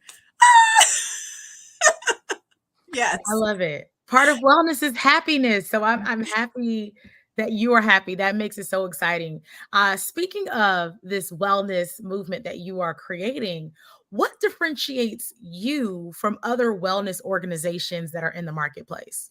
Absolutely. So I think it's a lot of what it is we've not only determined as our treatment protocols, but so my chief medical and research officer, Dr. Aubrey Oliver, is my partner in executing these business plans, and he is a functional medicine physician. And so he has been treating patients for the last 15 years, developing his practices and protocols. And so what's happened is after you have about, you have 15 years of patient experience and outcomes, then you begin to really see that what you know as solutions to address sort of lifestyle chronic conditions, that these outcomes are real. And so that really was, I would say, is the blessing as we met while I was in Jamaica back in 2020. We met at a meeting about those of us who were looking to produce wellness resorts in Jamaica. The thing is that I was not on the guest list, and I didn't even know that that was the purpose of the meeting. I just happened to be a tag along and popped in the room where they were going to be meeting to get some water. And then somebody told me to stay. And then I learned the purpose of the meeting. And then it was like, oh my gosh, she's the reason that we're meeting. And I'm like, who knew? So that's when you know that there's some divine intervention in all of this. But that's part of what makes what it is we offer unique. Our team, when you go to a spa, you expect to see licensed estheticians providing spa-related treatments, but you're not always receiving treatments from practical nurses or nurse-guided treatments or medically formed nutritional plans. You're not getting those types of solutions. That's what we provide. That's why we know when we get you there in that 7 days, we can guarantee that you're going to get a proper detox to your gut that was formulated for your gut. It is not going to be a one-size-fits-all solution. That is why we know once we address your gut needs and then start to provide you with phytonutrient, nutritionally dense foods to replenish your body after your gut has been stabilized, that you will be knocking on our door trying to come back. We won't have to beg you to come back. We get you there in that first 24 hours and everyone's already trying to rebook their next wellness week because you start feeling so good. And once you start feeling good, there's nothing like feeling amazing. I like how this sounds. I'm like, oh, I want to feel amazing. I know the people watching, we want to feel amazing. We want great gut health. Dr. Shade, let me tell you, I reversed my body from where I was in August to, so typically, all of the things that so-called as you mature, middle-aged woman, what you're supposed to experience. I reversed my body back to my 25-year young self. No middle-aged woman, anything. No, what is that M word? I should be having what? Menopause? I don't know nothing about that. Oh, I should have hormone. I don't know anything about that. Oh, I should have I don't know anything about that. I take no prescriptions. I never had to take any prescriptions. I have all of my energy. I have the weight that I was when I was 25. I weigh 127, between 123 and 127 pounds of muscle. So 10 years ago, I was 25. Well, let me just tell you, I went to my 40-year high school reunion last year. Now, I love it. And I just saw a photo of myself 10 years ago at 25, and I was like, I don't look the same. I wish I had that 25-year-old energy. So I know that the people that are watching this, we want to know a little bit more about some of the wellness protocols that your organization offers. What can we purchase, or how can we be support what you're doing when it comes to our overall well-being? We know that people are living longer. We know that more and more people are dying from preventative diseases, and people who look like us are dying from preventative diseases that we can reverse. So what are some of those wellness protocols that people can benefit from if they, patronize your organization? Absolutely. The very first thing I say that we really do start with detox. And let me tell you why. But first, we do a personal assessment. So the very first thing that we do is we do an assessment. The assessment takes about 30 minutes, and that's with a nurse practitioner. And it's a non-invasive assessment that's literally scanning your body and your organs. So when I did the first assessment, we found out things like my brain, I was being poisoned by hair dye and cortisol release, stress from being a type A personality. Now, come on now, right? I understand. We're running the business, we're advanced degrees, we're parents, we're running households, we're volunteering in the community, we're at the church, right? But when are you taking care of you? And when are you considering that all that movement is not allowing your body to be in balance? And that at the same time, there is a chemical release that's happening internal to your body. And so deodorant, I stopped using deodorant. I don't use body lotion. I don't buy any of those things. Everything that I use is from a natural source. And I have to verify that, because that's the other trick. Is I noticed in the US market, the more we start educating people on what to look for, the more they start changing the names of things. Like, we know vegetable oil and canola oil are straight petroleum poison. Well, now they've changed it to rapeseed oil. Look on your products, read the ingredient list. Almond milk. Almond milk has a filler in it that's meant to be a pesticide. Cruel. Why would you pay more for something that's supposed to be healthy to find out that you're being poisoned faster? I was just reading, men, don't take Advil or any type of aspirin that has ibuprofen in it. That kills your testosterone. I mean, on and on. Like, I could be talking until I'm blue in the face and just telling you about common everyday products that you're using, things that we're consuming that you're not thinking about, that you're poisoning yourself. So trust me, you need to be detoxed. That's the best gift I can give you, is to start with detoxing your body. We have a gut cleanse right now that we literally have available to set a 6-day cleanse, $49. You take it, and that gets you started. Then when we get you for those 7 days, we can accelerate between our cleanses. I say our tonics, our tinctures, and our touch is how we kind of get you rebalanced, and then get some good nutrients into your body so that you start feeling amazing again. And then you're able to rebalance so that you can move forward in your healthier self. Oh, this is a really great and timely conversation. You have this concept. So I've heard of SaaS, software as a service, and now you have a new one. I guess it's WAS, wellness as a service or solution. So how does it guide? What is your approach for wellness as a service and solution? And tell us a little bit more about this concept. And so thank you. So it really is that's the techie in me. So again, I'm probably telling my age again, is that I was a closet techie too. And so I used to, I learned about building computers when I was about 15, but decided that I didn't want to be the one building the computers. I wanted to be able to apply technologies into businesses. So I've always been a closet techie, looking at where technology makes sense in a business. And so what I realized is that a couple things.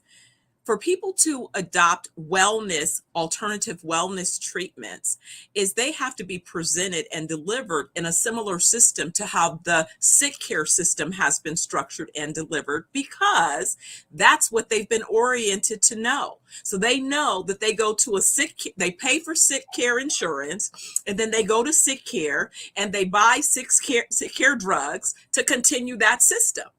So I had to create a new system on wellness to replace the sick care system, but I have to meet people where they are. So the system has to be organized with certain set of protocols that are familiar to them. So an assessment that documents the status. So that's all of those x-rays and, tests and all those things. We can get an assessment of how your body is doing without running 100 tests. We get one assessment that'll give us a full view of your organs that you can see. And then with that view of your organs, now we can tell you, here are the things that we believe we want to do to help those organs begin to heal themselves. So let's document that journey. So what we do is we have a technology that's going to allow us to capture not only your medical history that you want us to be familiar with when you come, but also the protocols. What is it that we're recommending for you? Capturing all of those protocols so that we can monitor the progress and the outcomes. Because again, something that you may begin with to detox your body today is not going to be the protocol that you may need in 60 to 90 days. Once we've got you detoxed, now we want you to go to another protocol that's going to help you with whatever your personal goals are. So I mentioned that I reduced the weight and I reduced the toxins out of my system. But then I wanted to regain natural weight, healthy muscle. And at my age, it becomes more challenging to develop that muscle. So I have to be very deliberate about what protein I'm using, how much protein, when I'm consuming that protein. Again, so that I can then couple that with my physical efforts to then begin to develop those muscles. So we're codifying those physical treatments as well. And then lastly, the herbal remedies. Again, a lot of times why people don't take herbal remedies is they don't know how to dose them. I'm codifying how we dose herbs so that you'll be able, just like the sick care folks, to formulate. We'll know if you have this ailment, our AI activated system will go boom, boom, boom, boom, boom, boom, boom, boom, boom. And then based upon your particular allergies, sensitivities, then this is the formula for Dr. Sade to have to address her particular concern. And then let's validate that that really was the right formula, because you're giving us real-time feedback. Okay, yes, I am feeling better. Oh, yes, I did see this. Or no, that kind of didn't land. Let's figure out what's going on so that we can tweak it so that you can get the ultimate outcome. I love it. I love the incorporation of AI into wellness and how you're creating custom remedies for people using natural sources. And speaking of remedies and ways of being, let's talk a little bit more about food and how food plays a major role. And you talked about some of this, the medicines and even some of the food poisoning us. How does food play a role in your wellness protocols? And how does your farming initiative support these efforts?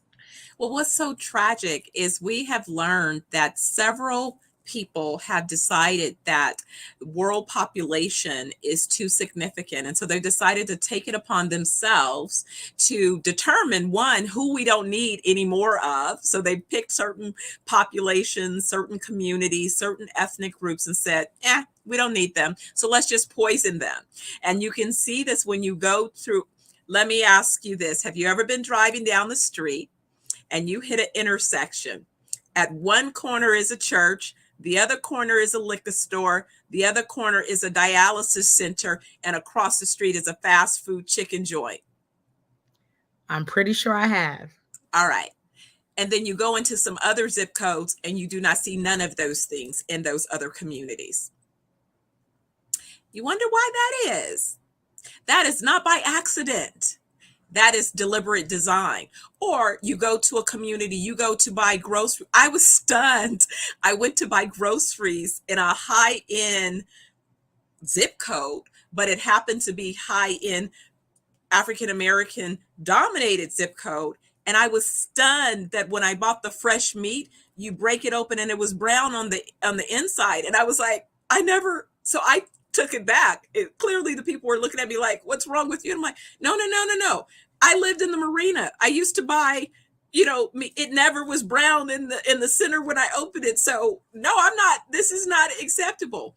And then when I realized that that's what they do, because they really redirect the old meat to certain neighborhoods, the old vegetables to certain neighborhoods. So you're getting the worst of the worst of the worst, food deserts. So now you have the worst food, you have the worst produce, you have limited access, and what you have are mostly fast food joints with what was vegetable canola, now rapeseed oil, which is basically petroleum oil.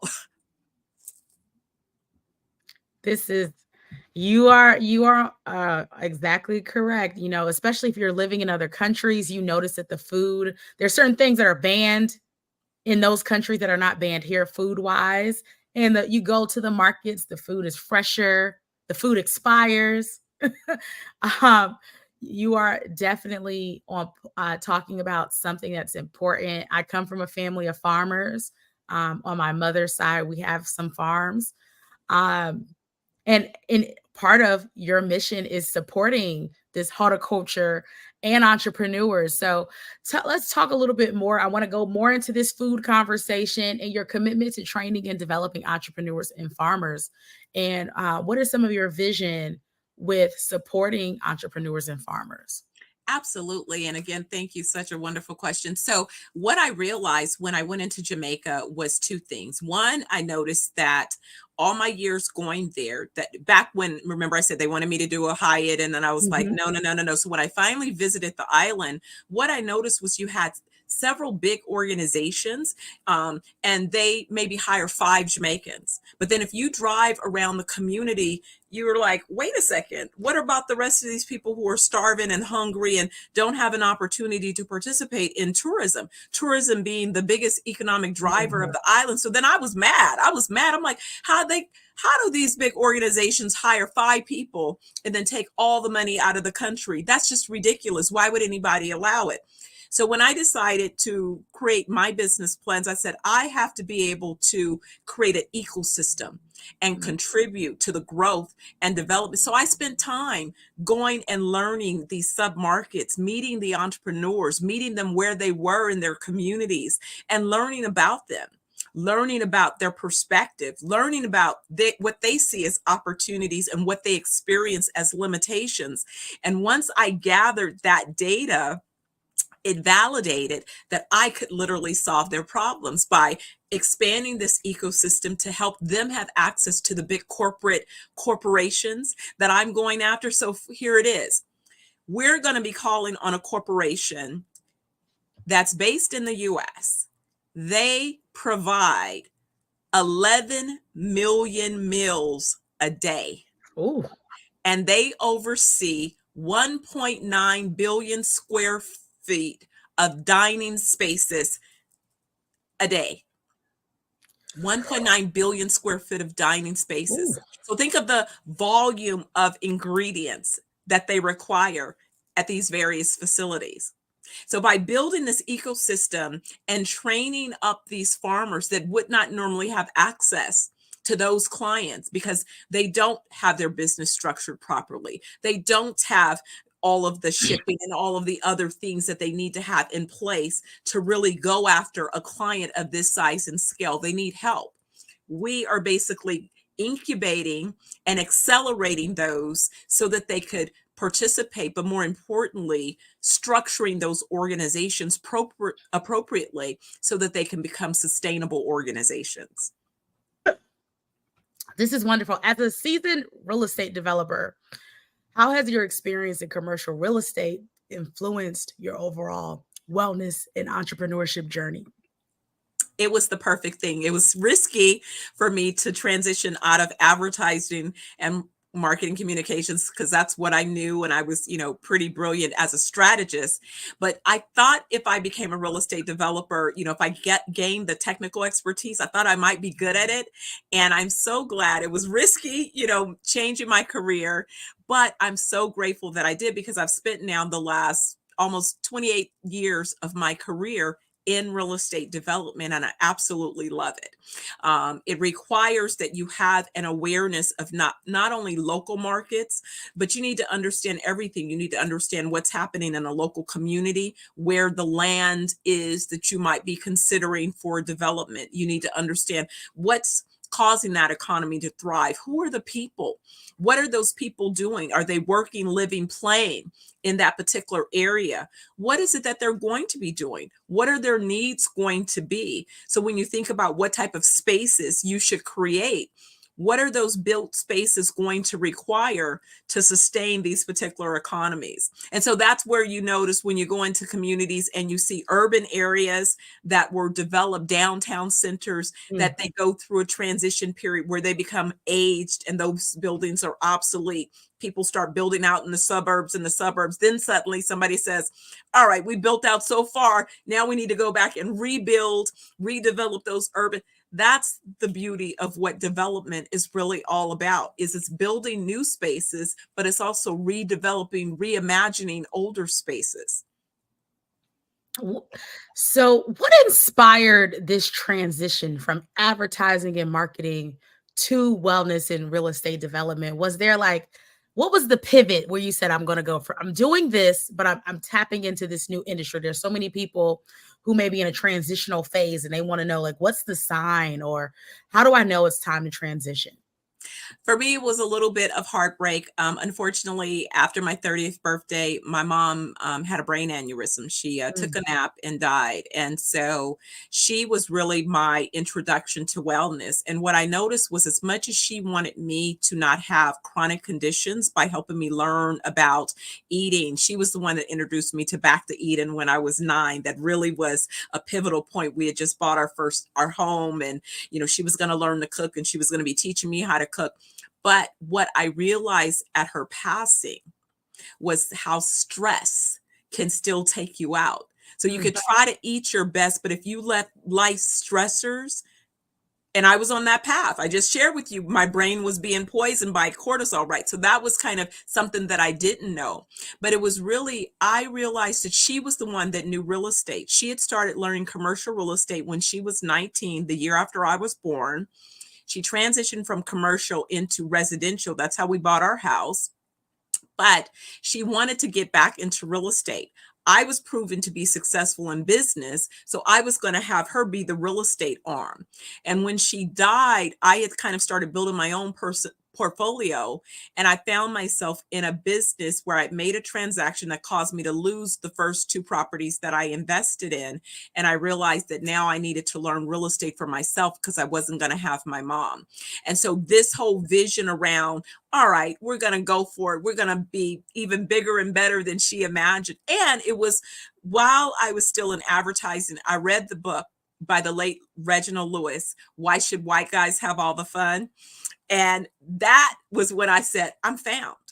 That is me. I see myself looking at real estate, being able to come up with not only the real estate, but the use of the real estate. So kind of having both of those elements, because I had the strategy in the business, not just the real estate. What do you do with that real estate to make it have a value? Right. And so I said, I think I've got this. And it's been the best. It was scary. I remember, I'll tell you, I went to USC for a program on real estate finance and development. And it was like taking their master's program on steroid. We had to live on campus for 2 weeks. We were fully immersed. It was everything. When I came out of that program, I decided to take a job because I had a toddler. And instead of launching another business, I had just come out of having a business, 8 offices, 400 employees, and operating at a level where I didn't even know where I would wake up half the time. So I was like, I'm happy to not have to make payroll. Just give me a executive deal. Let me be able to go home at night. Let me take care of my kids. So that was the decision that great decision for me at that time. But what I got to see is being in an organization where we were very well financed. I got to cut my teeth on $150 million development deals. Whereas if I had started as a small independent operator, I would have had to start on much smaller deals, so I got to control billions of dollars. So my whole real estate development career has been from the standpoint of being at $1 billion level in directing assets, and then transitioning that into creating my own business from that template, which was very much what I did in the advertising world. I work with Fortune 500 companies. I work with category leaders. So I learned how the leaders in each sector, how they conducted their business. I learned how to be a winner. And that then is what I took and incorporated into this business and the overall vision around not only building out our portfolio, but helping others to do the same. This has been an amazing conversation, Dr. Steph, Audrey. We get to be on here for more hours. I want to say thank you so much for your time today. Genius is common, and I'll see you on the other side. This has been amazing. Thank you so much. Thank you for having me. The Black Business Expo is on a mission to raise funds for high school students going to college for K through 12. The expo is a fundraiser for students. You may go to blackbusinessexpousa.com to donate to the scholarship fund, or you can use the Cash App that's on the screen below and say $BBX USA. Our goal is to give laptops and up to $5,000 to 10 students. Students can register online at Black Business Expo USA.com. Every dollar counts. So we want to remind you to donate to the scholarship fund. We want to thank our Black Business Expo USA sponsors: NC100, Moody Capital Partners, Suede Soul, Lotus Rich Coaching and Training, Virginia Carolina Minority Supplier Development Council, Step Management, The Hello LLC, Barbara H. Smith, Margie McLean Foundation, Genius is Common, Earth Essentials, 5-Star BDM Media, Milani Shaney Global, Executive Women's Success Institute, the Quality Coaching Company, Superwomen Business Services, Creative Force Studios, Lee Entertainment, Artistic App Design, Black Business Expo USA. Genius is common, and I'll see you on the other side.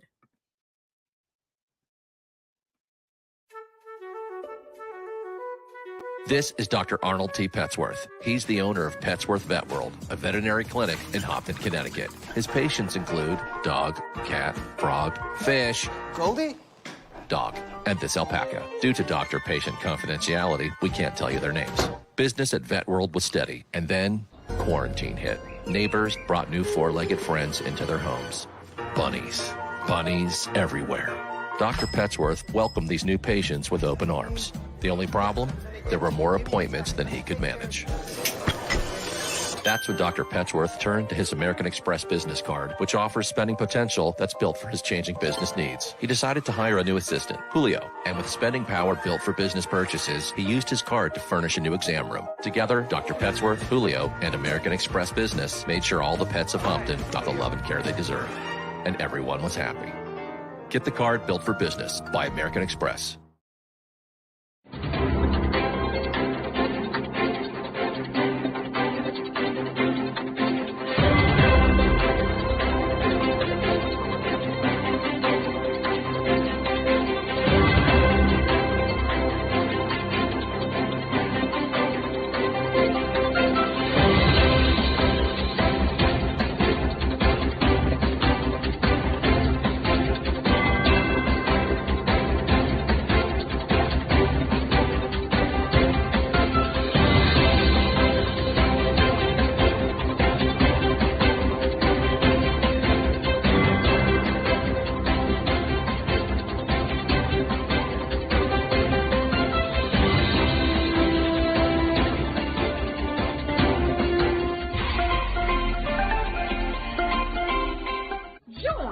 Dr. Eric Kelly III and a host of phenomenal speakers from all around the globe for this 7-day virtual event that you don't want to miss. The mission of the Black Business Expo is to raise scholarship money from kids all the way from high school all the way from college. The Black Business Olympics is one of the largest Black business showcases in the world. It is an opportunity for businesses and companies to showcase their businesses globally. We are going to be giving away laptops up to $5,000 away to students. Again, I'm Olivia Appleberry, the founder of 2 Cents Finance and one of the speakers for the expo. I am so excited to see you there. For more info, go to www.blackbusinessexpousa.com or call 919-308-9090 and hope to see you there. I am Black Business. From the moment I wake until the time I sleep. Yes, I am Black Business. I am Black Business. Tell me, are you Black Business? I am Black Business. Do you support Black businesses? Listen, I support Black business because I am Black Business. Black Business Expo, one of the largest business showcases in the history of Black business in the world. The world! Sign up today at www.blackbusinessexpousa.com or call 919-308-9090.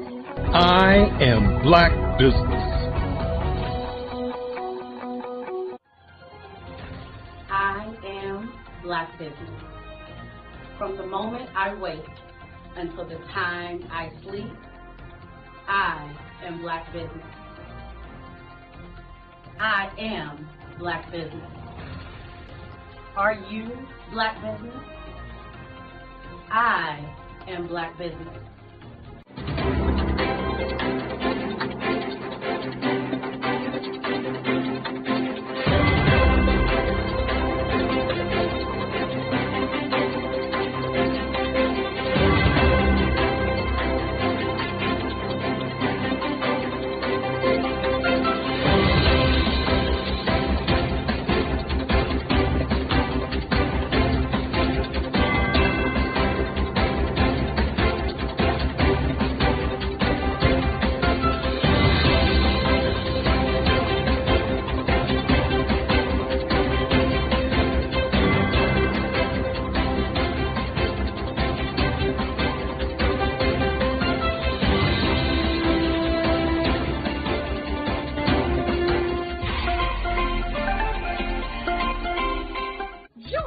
Dr. Eric Kelly III and a host of phenomenal speakers from all around the globe for this 7-day virtual event that you don't want to miss.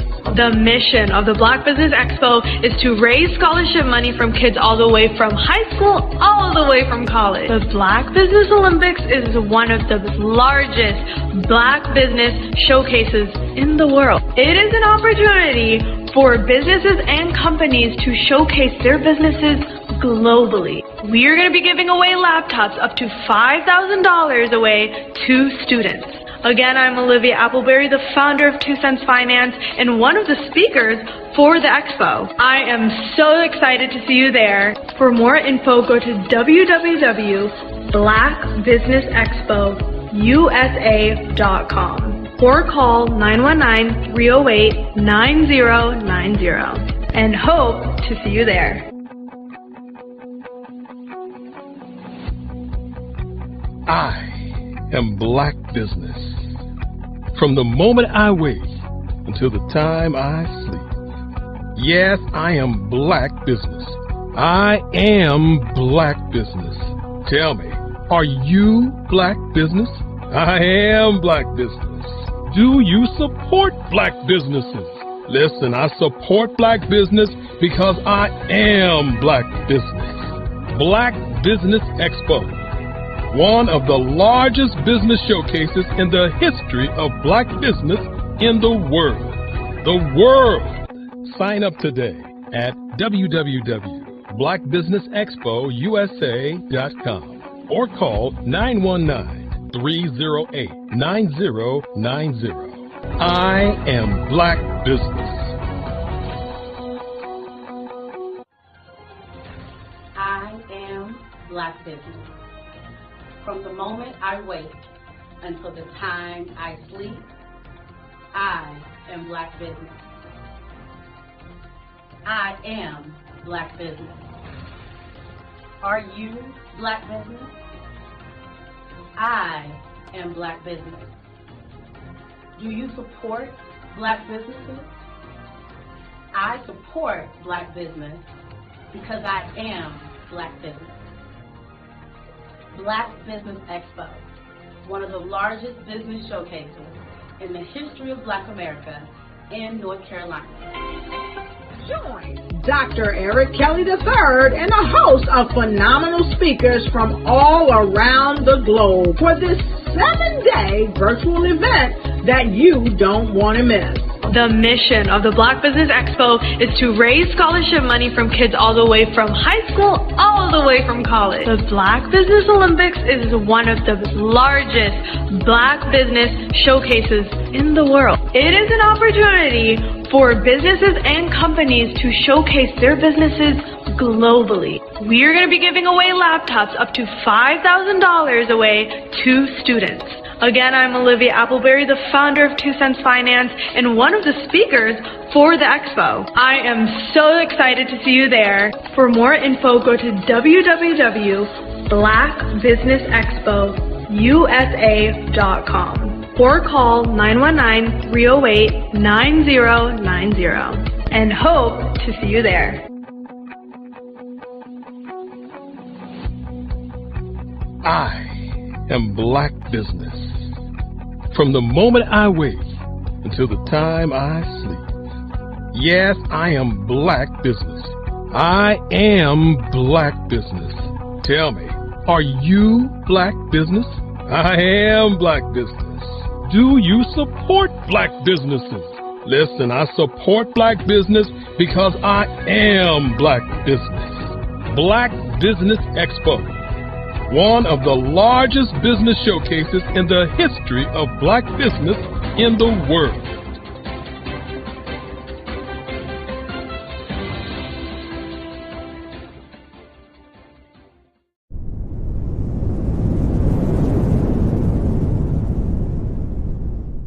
Absolutely. So our coaching program help people that have the lack of time, that lack strategies, and lack the confidence to go after their dream life. So we help them implement tools. We help them implement, I love to leave the inherited lack of finances or the education behind finances. But it wasn't until I lost my firstborn, my only son, that life changed for me. And where I was going after it all, living the corporate life, hit my 6-figure income, and living in my dream house with my dream man, driving my dream car. Wow. I nearly lost it all. Wow. When I lost my son. And so I realized it only takes one financial catastrophe that can change your entire life. That's what made me start All New Beginnings. Because no matter what's going on in life, there's a new beginning. And because of that, we develop a program called Wise Minded.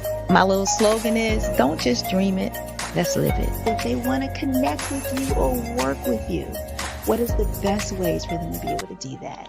Well, for my social media guru, you can connect with me on every single social media platform as Tanya T. Wallace.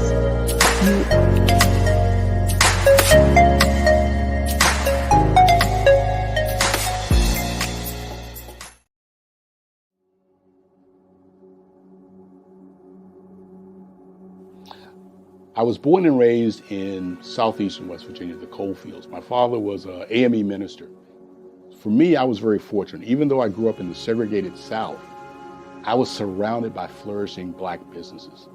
Doctors, lawyers, bankers, dentists. They were all there and they were all successful. And I guess that's part of my dream, is to see that success come back. My name is Joseph Simmons, and I am the founder of the Center for Micro Entrepreneurial Training. We had this moment in time where we can change the trajectory of people. And our focus is on women, Black and brown entrepreneurs, and their access to capital, their ability to build thriving businesses, the ability to employ people. There's a study that showed that in those three communities, especially Black and brown communities, $1 stays in those communities for 30 minutes. In white community, $1 stays in their communities for 8 hours. So think about it. For you in a Black or brown community to get gas, to get food, to go to a restaurant, you've got to leave your community, take those dollars out of that community and take it to another community that's already being well served. So if we can reverse that, if we can go from 30 minutes to an hour to 2 hours, that's progress. That's what we need to do. I was with SCORE, and then in May of 2020, of course, the events happened in regards to the murder of George Floyd. The other thing that I was experiencing was the denials of federal funds for small businesses.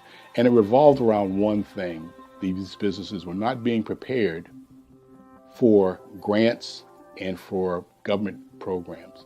And I came up with the idea for the Center for Micro-Entrepreneurial based off those two things. Morgan Stanley had a report out in 2020, first quarter, and it talked about there were 3 groups that were massively devastated by COVID-19 on their business. That was 1, women, number 2, Black, and number 3, brown entrepreneurs. The research showed that they had less cash on hand, they had less opportunity to go into a bank and get money, and they were very dependent on family and friends to keep their business up and running. If we can focus on those 3 groups, then we can have a dramatic impact on our communities. Really, the focus is on 3 areas. And those 3 areas are 1, the people, number 2, the courses, and number 3, a support network. Here at CMAT, we will provide you with the fundamentals for generational success. And you will be creating a vibrant community by attending our 5-day immersive training course.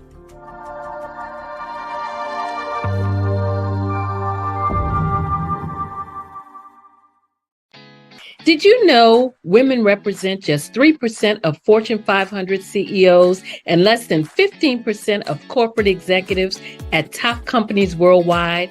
Have you wondered what the secrets are to getting into the top ranks, whether in the private or public sector? Do you want to figure out how to stop being held back in your career or passed over for promotion? Then you're in the right place. Hi, I'm Dr. Madeline Ann Lewis, President and CEO of the Executive Women's Success Institute. I have decades of experience in the military, the federal government, and corporate America. And my mission is to help women succeed and tap into their full potential. I want to reach 1 million+ women around the world to become the leaders they are meant to be.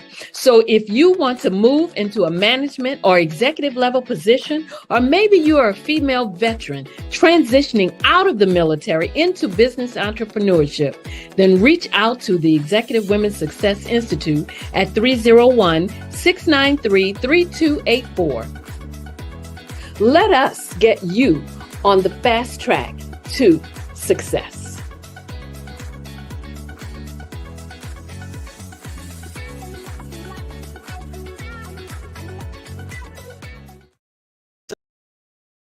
Sometimes you got to hear the news from the Black perspective, and more specific. Hi, I'm Barbara Smith. Genius is common. My genius is executive coaching and professional corporate training. As the master executive coach and corporate training ambassador for the Genius is Common movement, I help business owners craft their stories in such a way that you know exactly what they do, what they have, and what they bring to the table. Many times as business owners, we are asked, so what do you do for a living? And we could be crushing in our businesses, but we're not quite sure exactly what to say in a short amount of time. Well, I help you take those stories that are the reason why you're in business and why you're so passionate about your business and craft them in such a way that people are drawn to you. as opposed to being repelled by you. Because every conversation, every time you talk to someone about your business, you are excited about it. But are you really conveying what you do, what you have, and what you bring to the table? And do really people understand why you care so much and why they should care that you have the solution to their problem? Well, I'm here to help you with that. As a master storyteller, I can help you with your stories and spin them in such a way that they are intriguing and fascinating. People want to listen to you talk about your business.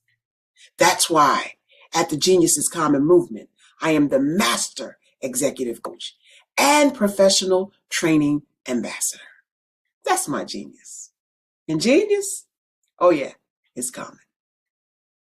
Hello, I am Dr. Eric Kelly III, the visionary strategist and founder of the Black Business Olympics. I invite you to showcase your Black-owned businesses on the Black Business Network global stage. The Black Business Olympics is a global Black Business Network platform that propels Black-owned businesses into the international spotlight. By showcasing your business on the Black Business Olympics platform, you can reach a worldwide audience of potential customers, partners, and investors. You can also establish yourself as a thought leader and expert in your field, attract lucrative partnerships, and more speaking engagements. In addition, the Black Business Olympics platform provides a valuable opportunity to connect and collaborate with like-minded entrepreneurs and business professionals from around the world. This can lead to new business opportunities, ideas, and relationships. Finally, by sharing your story and expertise on the Black Business Olympics platform, you can inspire and empower others. This is a powerful way to make a positive impact on the world and leave a lasting legacy.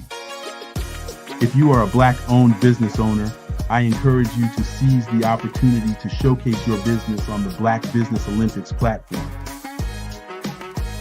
It is a once-in-a-lifetime opportunity to make an indelible mark on the world. Be one of the 1,000 visionary entrepreneurs who are changing students' lives, shaping industries, and leaving an unforgettable legacy for their families. Unleash your voice on our global stage and watch your business thrive. Black Business Olympics is one of the largest Black business showcases in the history of Black business in the world. Yes, the entire world. Just give me a call today at 919-308-9090.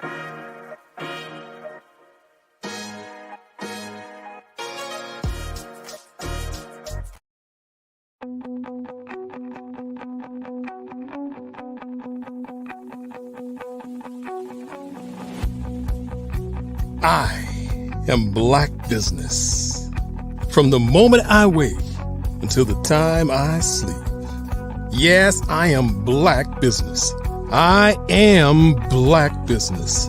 Tell me, are you Black Business? I am Black Business. Do you support Black businesses? Listen, I support Black business because I am Black Business.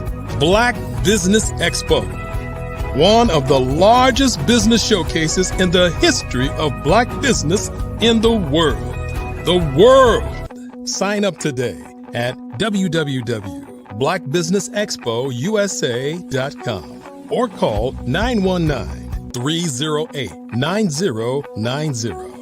I am Black Business.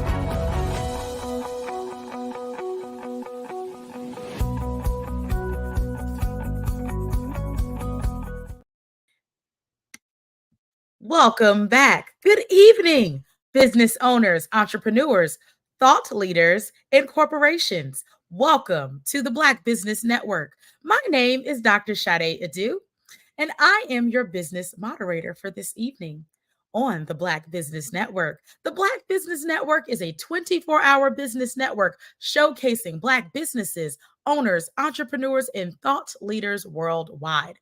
We have speakers from North Carolina, London, Singapore, Africa, Japan, and cities all over the United States.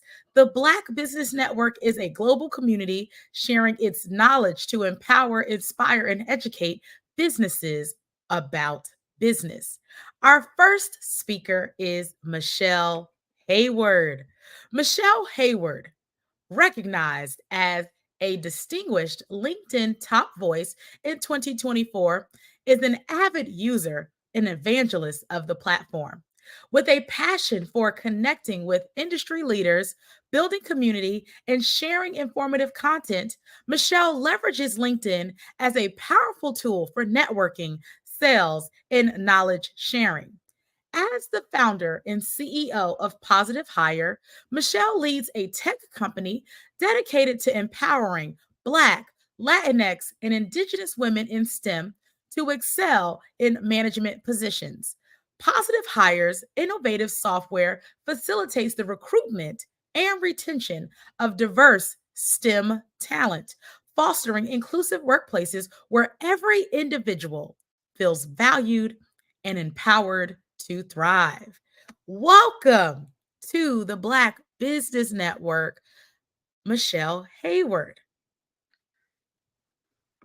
Hi, Dr. Sade. It's great to see you today. Welcome. Remember, genius is common, and I'll see you on the other side.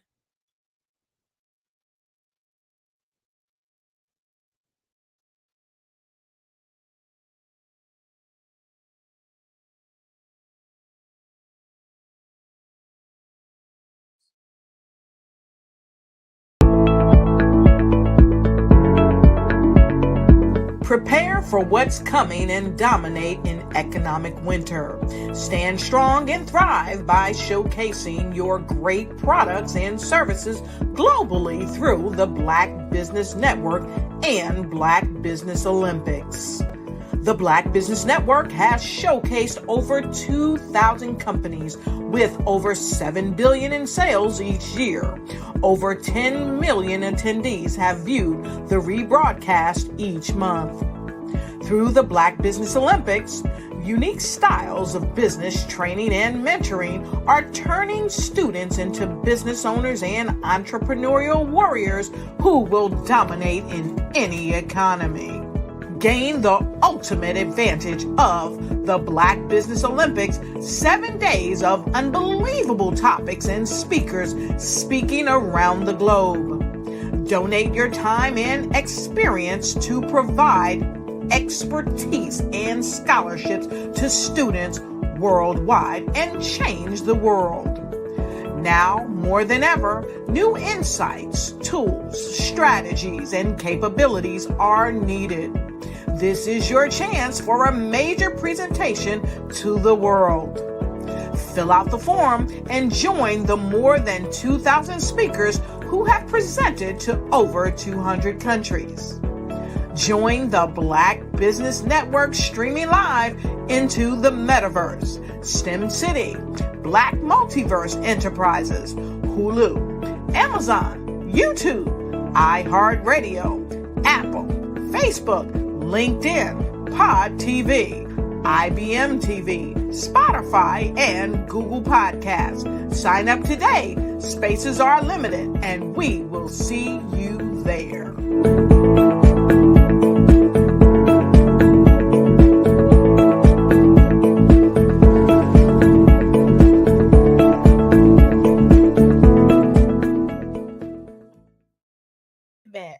Okay, beautiful people. We are back with Michelle Hayward, and we are here for a phenomenal fireside chat. And we're going to talk about her favorite platform, LinkedIn. So, Michelle, before we get into LinkedIn, tell us a little bit more about your background and how you got acclimated and began to be an evangelist for LinkedIn. Okay, so my background professionally as a civil engineer, worked in heavy construction most of my career. And I really didn't start utilizing LinkedIn until the Great Recession, so 2007, 2008. And what I liked about the platform was the ability to see people progress in their careers, like people changing their job titles and things like that. But I still mostly stayed within my network. Like I had to have met you in real life. And so back then they had what was called Lion, LIO, LinkedIn Open Network. And people were just connecting with any and everybody. And that was like, I don't connect with strangers online. How dare you? And so literally that is LinkedIn was a way to connect with people, but especially back then, if you were laid off and you're a professional, it was a way for you to go out and seek jobs. But for many people during that time, it was a way for you to start a business. And so I saw all of that happening in that 2008, 2014 time period. I know that's 6 years, but it was so many great things going on the platform that was very different than what I was seeing over on Facebook, and maybe still playing a little bit on MySpace back then, but it was very, very different on LinkedIn. Awesome. So tell us a little bit more about the platform. Maybe we are not familiar with it as much, or, some people call it the not so sexy social media platform. So give us about 3 reasons why we should be utilizing LinkedIn more often and adding it to our business strategy. So for those of you who are looking, whether you're looking for a job or if you're looking to do business, over 50% of LinkedIn users earn over $75,000 per year. And when you're looking at like maybe in your area that you live in, it could be more or less. But if you have a certain financial demographic of people you're looking to target for your services or products, LinkedIn may be a good platform for you. Then on top of that, over 40% of users are accessing it on a daily basis. And so when you're looking for a platform where you have people that are making a pretty good salary and they're on there 40%, over 40% of the users are on there on a regular basis, that is really, really important because you want people to be on there as much as possible to engage with them, but also for them to engage with your content. And then lastly, over 58 million companies are listed on LinkedIn. Yes, I said 58 million. You can't say the same thing for every platform, but LinkedIn has been really good when it comes to B2B and getting companies onto their platform. And those are 3 main reasons why I say LinkedIn is a good place to be. I even had a mechanic who said, should I be on there? I was like, well, are you selling your services or are you looking for a job? I said, so I said, it's a test sometimes for different reasons in different industries, whether or not LinkedIn is a good place for you to be.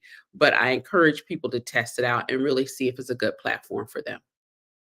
I love it. So tell us a little bit more about the work that you do at Positive Hire and what inspired that. Oh, so the work I do at Positive Hire is really focused on connecting Black, Latina, and Indigenous women who are experienced scientists, engineers, and technology professionals to management roles. The reason I do that work is just struggles I had in my career as an engineer and seeing so many other Black women, Latinas, and Native women encounter so many barriers to career progression until they were leaving their technical careers. And I wanted to see that stop. And so we often talk about the pipeline. And I say the pipeline for science, tech, engineering, and math, or STEM for short, is straight into a brick wall for most of us. It is that bad for many of us until we just end up leaving the industry, even at about 10 to 12 years of experience. And so I created Positive Hire at first, like, what if there was a glass door for a Black woman like me to share with another Black woman like me with an Afro puff, a nice mocha skin, to share that experience with an employer? Because what you may read on certain platforms can be very different at an intersection of gender and race. And so we do things through that lens of helping women advance. Like, what is your manager telling you? What are your reviews like? How are you negotiating? What leadership development trainings are you taking to really help them understand it's not their technical expertise that is going to drive them forward. It is a whole other set of skills that they have yet to develop in order to move them up into leadership roles. This is awesome. So you mentioned this proverbial brick wall and turning that brick wall into a glass door. If someone's currently in a STEM position and she is having these challenges and sees that brick wall, how do we transition that brick wall into that glass door? We do a few things. First, asking her, where does she want to be? Oftentimes, like we talk about the barriers, but I'm like, where do you want to be? Why do you want to be there? And I have these conversations for a few reasons. Because I work with very regimented, analytical women, we do everything step by step. And so if I was an engineer 2, I have to be an engineer 3, and then I can go to a principal engineer. But do you really want to do that? Do you still want to be on a technical track or more of a management track? And so really having her focus first on where she wants to be is the first thing I do. Then it's sometimes we realize you're on the wrong track. And so we have to build a pathway and figure out then what skill set do you have to what skill set rather do you need and what skill set do you have to go that direction. Then we get to where the barrier is. And the barrier sometimes can vary. The barrier oftentimes, though, is not having a conversation with one's manager or the conversation with the manager who is not going to support you in your promotion, in your career advancement. And women will sit there year after year after they have been passed over 2 times or more for promotion. And I will say, why are you still there? They've already told you they're not going to promote you. And they will argue with me, well, I like what I do. I said, so you're okay with not being promoted? And they're like, no. I said, so either you need to change business units, teams, or you need to find a new employer. 9 times out of 10, when they find a new employer, they literally will go from an engineer 4 to a director level because they've done that much work. It surprises them how far, and they have sat there for 10 and 12 years at the same employer who's giving them the runaround about a promotion and literally be able to transfer from a job title of engineer 3 or 4 to a director because they're already doing the work. And I always say, don't get tied down. Don't use on your resume the job title they have. Utilize on the resume the work that you do. And I talk to them time and time again, and they've been there and they aren't doing an engineer 3 or 4 role. They're literally 2 and 3 levels above. And they're training the people they're hiring for those roles, but they won't promote them for it. And so having these honest conversations, and they are upset with me when I tell them they need to leave because nobody else has told them this. And I even get women that come from like government entities, whether it's a county, city, state, federal. I was like, it's like, yeah, I've been here 15 years. So yeah, it's time for you to go. And they're like, oh my God, nobody's told me that. Why would you say? I said, what are you learning new? What is going on in the industry that you can't do there? I said, if this is really what you desire to do and you already know you can't do it internal to that organization, the question is, when are you going to leave? Not if. And so it's really nobody else is really supporting them and saying it is okay to quit. It is okay to walk away. It is okay to go where you are desired and you are valued. Let's talk a little bit more about that. If they're thinking about making a transition, because I can presume some of these people are making a transition like yourself into entrepreneurship. Yeah. What are some of those things that they need to think about if they're they have been there for 15 years, there's no upward progression in their company, and they're thinking about taking a leap of faith and doing something on their own? What advice or tips would you give them about transitioning into entrepreneurship? And what's something that you wish you would have done when you transitioned? What I would have what I wish I would have done more was understanding marketing and sales better. And I'd been a sales engineer and I hated it. But understanding as a new business owner, you are going to do sales 199% of the time. And that other 1% is either you're delivering the work to the client or you're marketing. But you literally sell. And it's like, oh my God, I don't want to do that. But let's talk about it. And I generally try to reframe it for them for what worked for me. Selling simply is solving a problem that somebody has. Once I tell somebody who has a math degree that, it's like, oh, I get it. Oh, I tell somebody that's been in IT for 20 years, like, oh, I get it. I solve problems all day. I said, can you solve that person's problem? They're like, absolutely. Now convince them you can solve the problem, and just teaching them how to convince people through a sales framework that they can do the work, that they can solve their problem. And so that's generally the first part. Then the next part is pricing. And I'm like, have you hired a consultant before? They're like, yes. Have you seen their invoice? Like, yeah. I said, that's where your prices should be. So sometimes they know, sometimes they don't know around pricing, but it's literally letting them know, don't focus on what you already know. You are technically an expert at what you do. What we need to focus on is your marketing and sales. And that's where LinkedIn comes in, because they need to build up their brand and their branding and their marketing, their sales pipeline. And oftentimes I just utilize LinkedIn because it's very often in this space of technical experts. It's a great place to start seeding and getting your early clients. Perfect, because I was going to segue back into our conversation about LinkedIn. You gave us a little bit of a hint, but we want more details. Give us more of the nuggets. If we're starting our LinkedIn platform, we've transitioned from our career, and we or maybe we've used LinkedIn before in a professional sense in our career and corporate, and now we're transitioning to use LinkedIn for business. What are the things that you would recommend that we do? Like, give us a little bit of a master class on how to get our profile set up, what we need to be thinking about, and then we can transition and talk about that sales pipeline, what we need to be doing to monetize LinkedIn. I love this question. So she said LinkedIn profile. I think she's been paying attention after all of these years. So when we look at your LinkedIn profile, there are really 5 core areas you want to focus on. So you're going to stop at the very top, which is your banner, your headshot, which is now on the left-hand side of your profile. Yes, they do move it around. It's been in the middle. It's been other places. Just trust me. Then it's your headline, which sits right below your profile picture, your about section, and then your experience section. Like, those are the 5 core areas you're going to focus on. A lot of people leave their banner blank. Even as a professional, you should be utilizing your banner to show your expertise.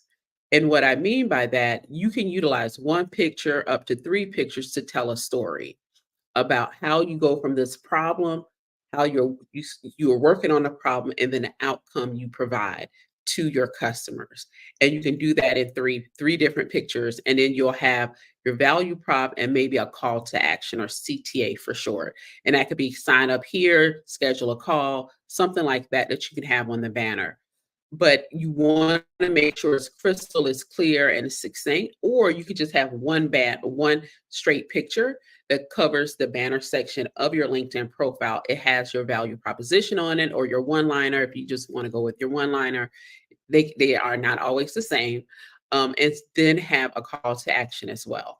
And so it just kind of varies on what works for you, how you like to tell stories.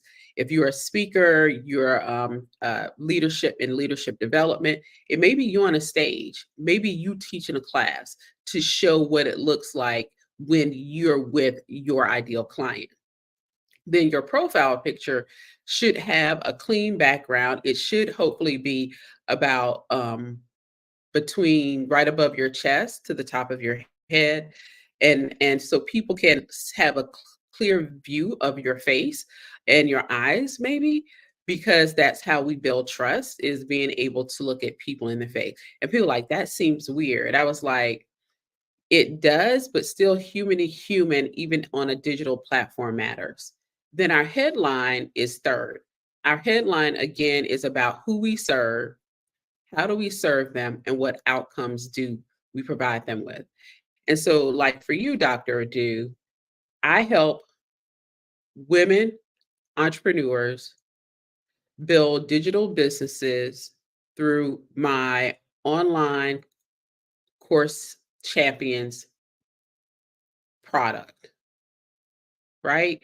And so it shares how you help them build out their revenue or plan out a digital course. And so you can share that in your headline. We used to have a hack back in the day. If you had iOS, you get a longer headline than those on Android, but that went away. So now we're on even feel now. But it is really, really important that we utilize the platform to get your headline and succinctly say who you serve. And so like, oh, well, I serve everybody. Nobody will believe you, right? And so really be very strategic, even if it's by region. I help those in Southern California. I help Texans in North Texas. Be very succinct with who you serve and how you serve them in your headline. So that's the third thing. The about section is a great way to tell your story leading into your services with a call to action. And what I generally try to do, because people can only see the first 3 lines of your about section. And so you want to make sure it catches their attention. And one of the things one of my clients has is a brewery made her a chemical engineer. And people are like, hold up.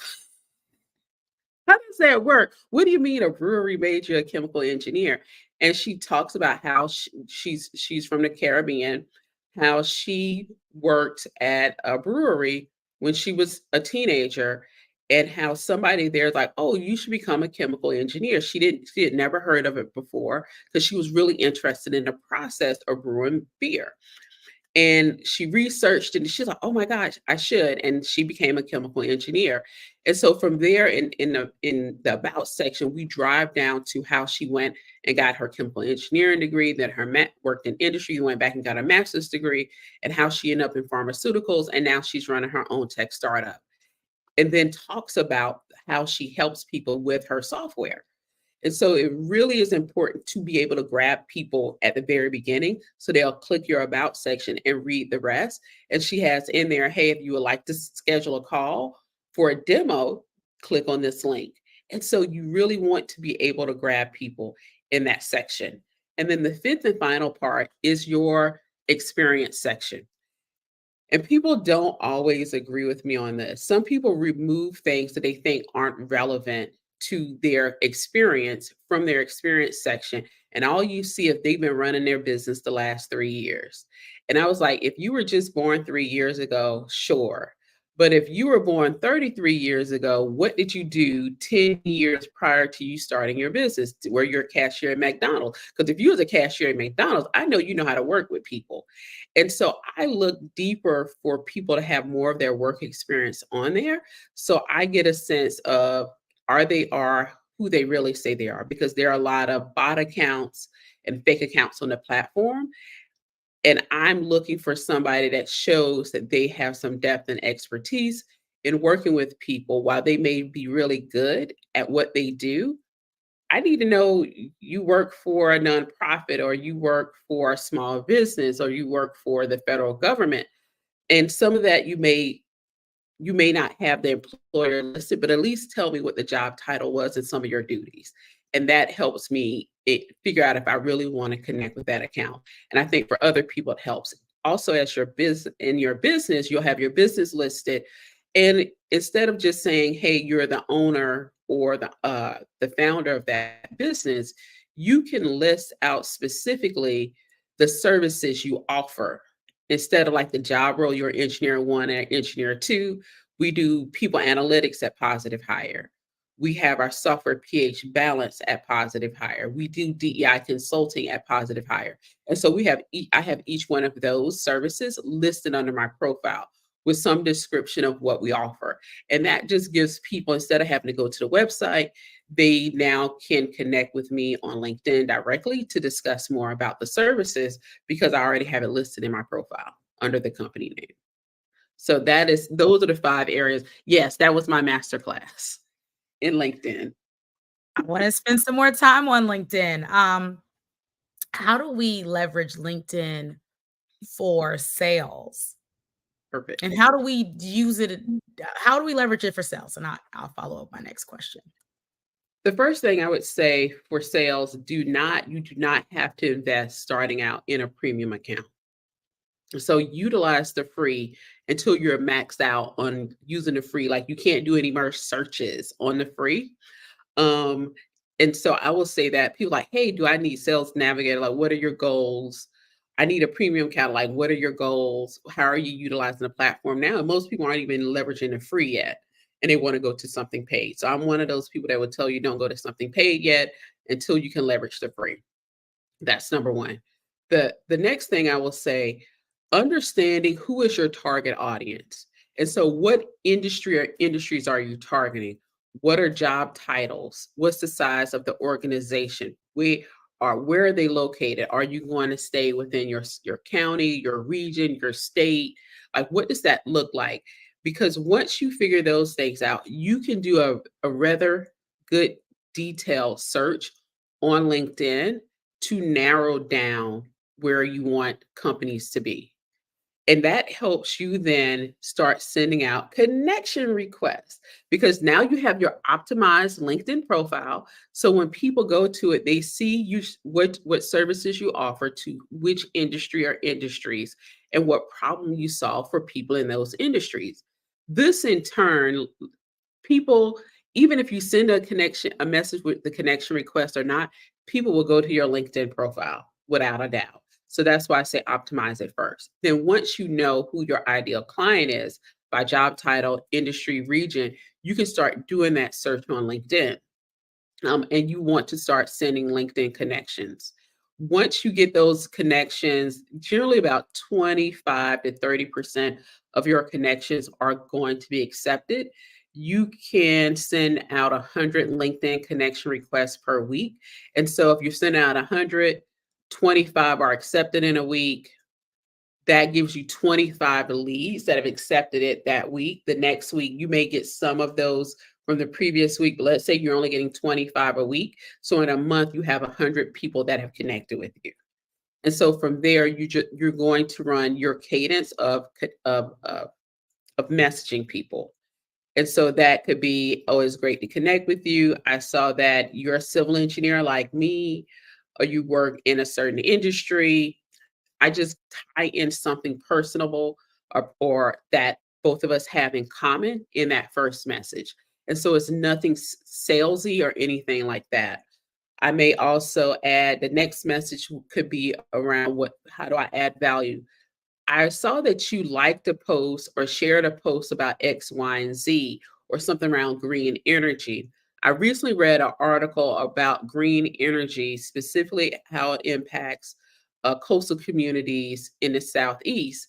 Would that be something you'd be interested in reading? If so, let me know and I'll send you the link. And so you want them to engage with you, but you want to show value to them. And so they may respond back, they may not. And if they don't respond back, then you don't send the link. They may respond back like, oh, well, here you go, here's the link. I would love to know your thoughts after you've had time to read it. So give them a few days, then you follow back. Hey, I just want to see if you read the article and I'd love to hear your thoughts and see if you can get them on the phone or a Zoom call or something to discuss it. So it's different ways you can engage with them. I often will invite people to one of my virtual executive roundtables or to a podcast interview or live stream interview on LinkedIn. And that is a way that I build relationships in order to do sales. And I know I talked through a whole lot of things of how, but just keeping succinctly on LinkedIn, that is one way to do it, is going from virtual and you keeping everything sort of on the virtual space. But the last thing I will say, if you can flip the virtual to in person. And so what I've been doing has also been reaching out to people like, hey, I'm going to be in DC, or I'm going to be at the National Society of Black Engineers Convention. Will you be there, somebody from your company? I would love to, if I can't connect with you, I'd love to connect with somebody at your organization. And people, 99% of the people responded back when I said something about attending conferences, that they will be there, they won't be there. And I literally met with about 10 people at the National Society of Black Engineers Conference that I had been DMing for months on LinkedIn. And that has converted very well for business purposes. So think about it may not be a 30-day sale. It may be more like a 6 to 9 month progression. B2B can move slower and depends on buying cycle always for the industry. And that is literally how I engage with different people that I put into my funnel as sales opportunities. I'm loving this. So I see LinkedIn as a different kind of like social media platform. What should we be doing as far as content when it comes to, so we talked about the sales and our profile. There's opportunities to write content.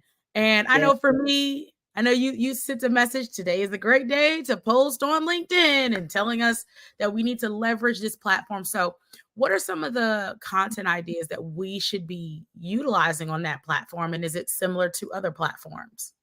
It is very similar to other platforms. The good thing about LinkedIn is a late comer to adding features, but they're going to eventually add it.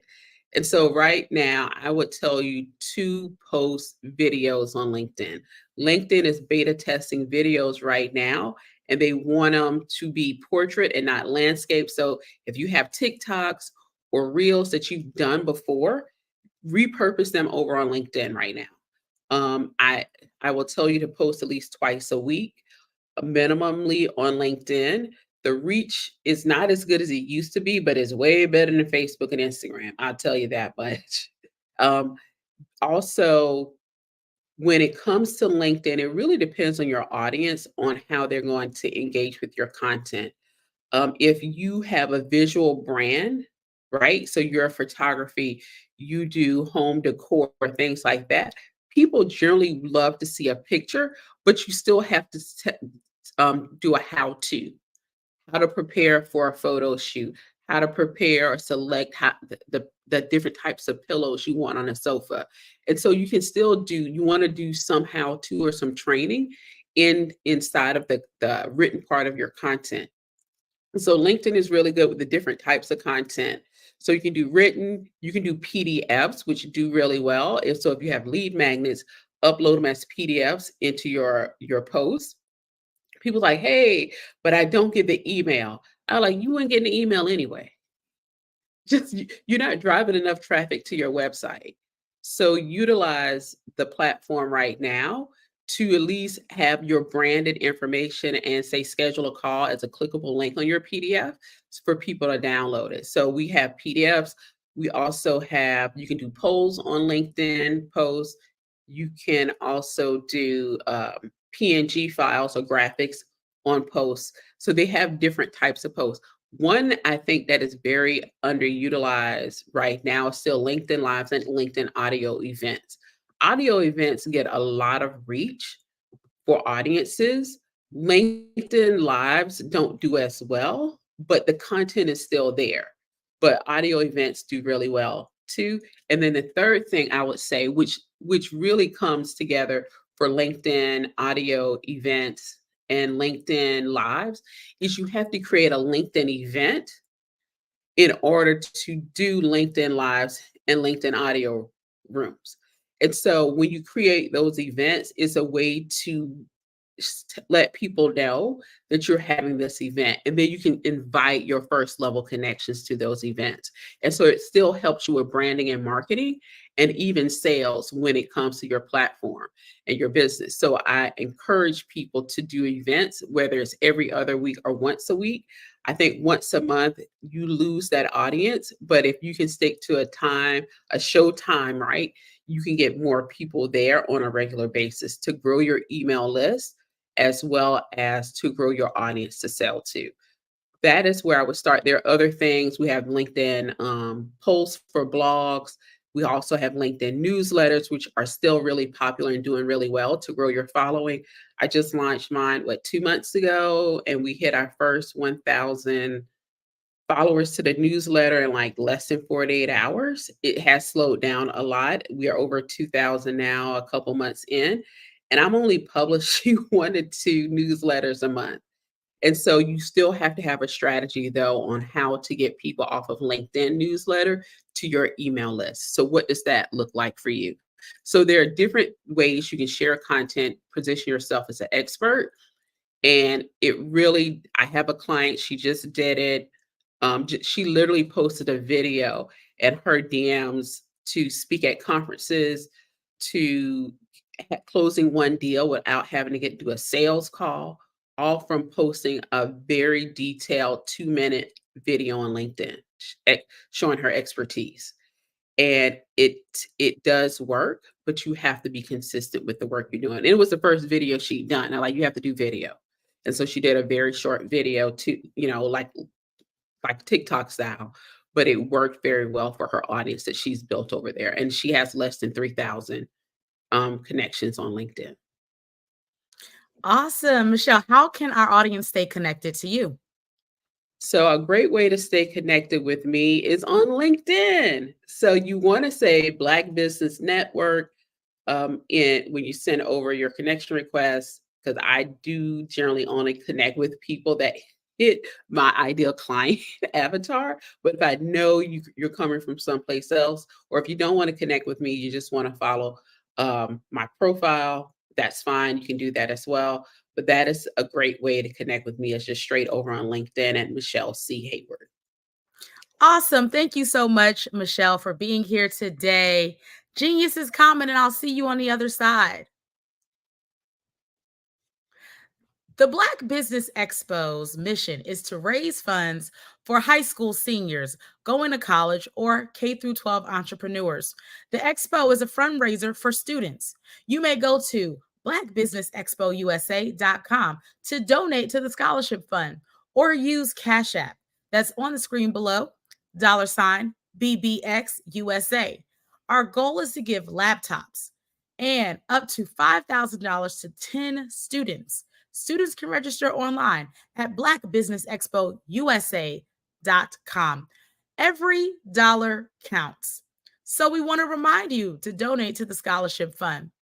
We want to thank our Black Business Expo USA sponsors, NC100, Moody Capital Partners, Suede Soul, Lotus Rich Coaching and Training, Carolina, Virginia Minority Supplier Development Council, Step Management, The Hello LLC, Barbara H. Smith LLC, Margie McLean Foundation, Genius is Common, Earth Essentials, 5-Star BDM Media, Melaine Shalani Global, Executive Women's Success Institute, The Quality Coaching Company, Superwoman Business Services, Creative Force Studios, Lee Entertainment, Artistic App Development, and the Black Business Expo.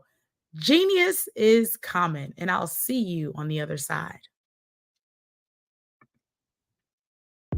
The Black Business Network and Black Business Olympics are essential platforms for Black business owners globally. They provide the tools and support you need to succeed in today's competitive marketplace. Join us today as we collaborate together with businesses from around the world to support our children, students, and young future entrepreneurs, Black businesses, and corporations. We raise funds for students going to college and young entrepreneurs who are aspiring to be business owners, and we invite you to be a contributor today. Visit the website www.blackbusinessexpousa.com to connect with and learn more about how the Black Business Network and Black Business Olympics can help you not only share your amazing business story to businesses, but also serve future generations.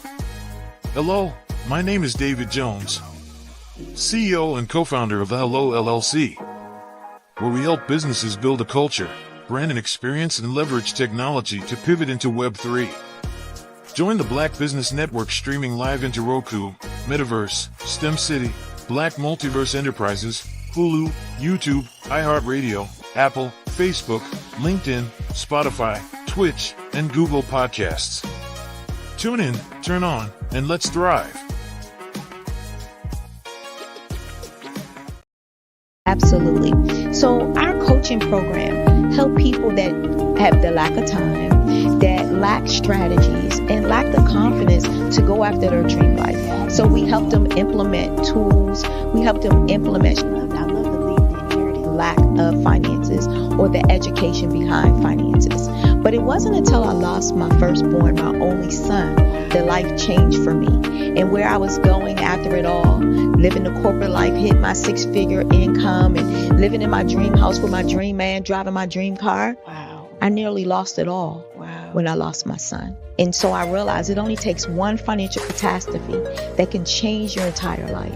That's what made me start All New Beginnings.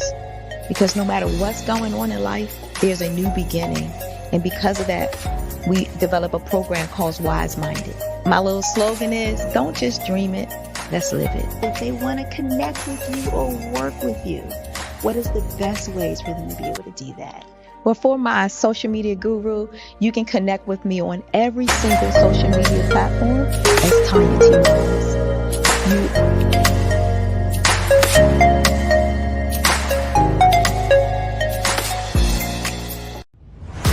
Social media is evolving. It's more vibrant, more colorful, more energetic, and so are you. It's not just photos anymore. It's video, it's audio, it's subscriptions. And now there's Fanbase, a new monetized social network. Fanbase delivers the complete native app experience with full content monetization for every user. No algorithms that shadow ban your engagement or growth, and no ads. Follow anyone for free and subscribe directly to your favorite creators for $4.99 a month. Plus, show some love by tipping on any post. Also, make a Fanbase page and monetize your content the same way. Finally, connect with your followers by posting the amazing content you already create. And now, get paid for it. It's time to energize and monetize, because everyone's a fan of something and everyone has a fan base.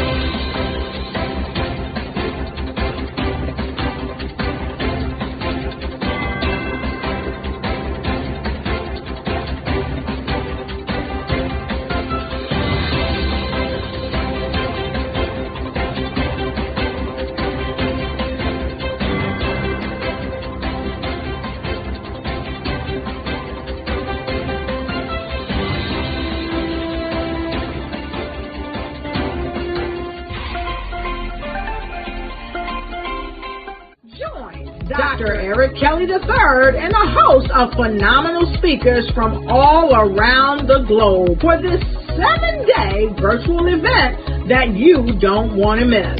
The mission of the Black Business Expo is to raise scholarship money from kids all the way from high school, all the way from college. The Black Business Olympics is one of the largest Black business showcases in the world. It is an opportunity for businesses and companies to showcase their businesses globally. We are going to be giving away laptops up to $5,000 away to students. Again, I'm Olivia Appleberry, the founder of 2 Cents Finance and one of the speakers for the expo. I am so excited to see you there. For more info, go to www.blackbusinessexpousa.com or call 919-308-9090 and hope to see you there. I am Black Business. From the moment I wake until the time I sleep. Yes, I am Black Business. I am Black Business. Tell me, are you Black Business? I am Black Business. Do you support Black businesses? Listen, I support Black business because I am Black Business. Black Business Expo, one of the largest business showcases in the history of Black business in the world. The world! Sign up today at www.blackbusinessexpousa.com or call 919-308-9090. I am Black Business. I am Black Business. From the moment I wake until the time I sleep, I am Black business. I am Black business. Are you Black business? I am Black business. Do you support Black businesses? I support Black business because I am Black business. Black Business Expo, one of the largest business showcases in the history of Black America in North Carolina. Join Dr. Eric Kelly III and a host of phenomenal speakers from all around the globe for this 7-day virtual event that you don't want to miss. The mission of the Black Business Expo is to raise scholarship money from kids all the way from high school, all the way from college. The Black Business Olympics is one of the largest Black business showcases in the world. It is an opportunity for businesses and companies to showcase their businesses globally. We are going to be giving away laptops up to $5,000 away to students. Again, I'm Olivia Appleberry, the founder of 2 Cents Finance and one of the speakers for the expo. I am so excited to see you there. For more info, go to www.blackbusinessexpousa.com or call 919-308-9090 and hope to see you there. I am Black business. From the moment I wake until the time I sleep. Yes, I am Black business. I am Black business. Tell me, are you Black business? I am Black business. Do you support Black businesses? Listen, I support Black business because I am Black business. Black Business Expo, one of the largest business showcases in the history of Black business in the world.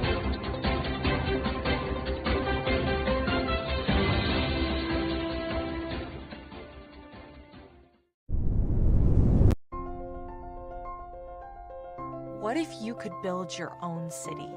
A place where every child can find nurturing people to help them achieve their full potential. A place where every adult can access job training support, where health education is abundant, where social justice ruled the land. A place without limitations. Welcome. You have arrived at STEM City USA. It is what every city should be. A safe and trusted community where you find people and resources to help you become everything you are and beyond. STEM City is unlike anything you have ever experienced. It is a digital twin of the world around you, only better. STEM City is about energy and soul renewal. It is more than a digital world. You can almost feel the power of live cultural events, music, and theater. STEM City promises a better future for children with caring mentors and hands-on activities with dedicated tutors to support our youth. STEM City is your passport to a healthy lifestyle with weekly events addressing our community's many issues. STEM City is your financial well-being with helpful information on wealth management, career advancement, job training, and so much more. STEM City is the community you deserve. It is the city where your dreams can come true. STEM City USA, a place in the sky that is accessible to all who reach for the stars.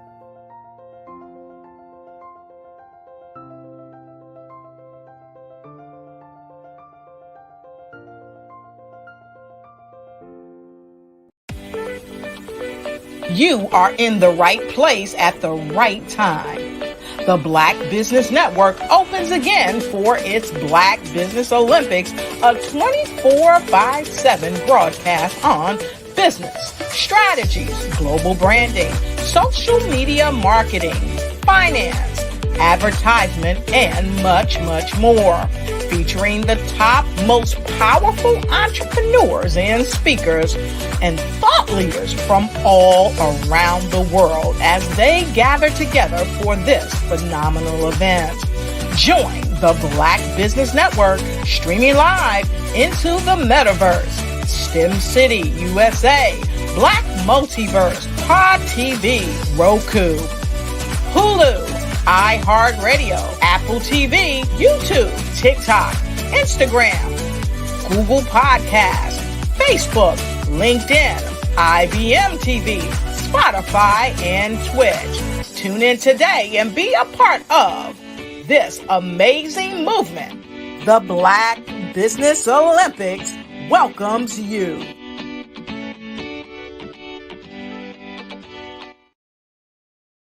Hello, I am Dr. Eric Kelly III, the visionary strategist and founder of the Black Business Olympics.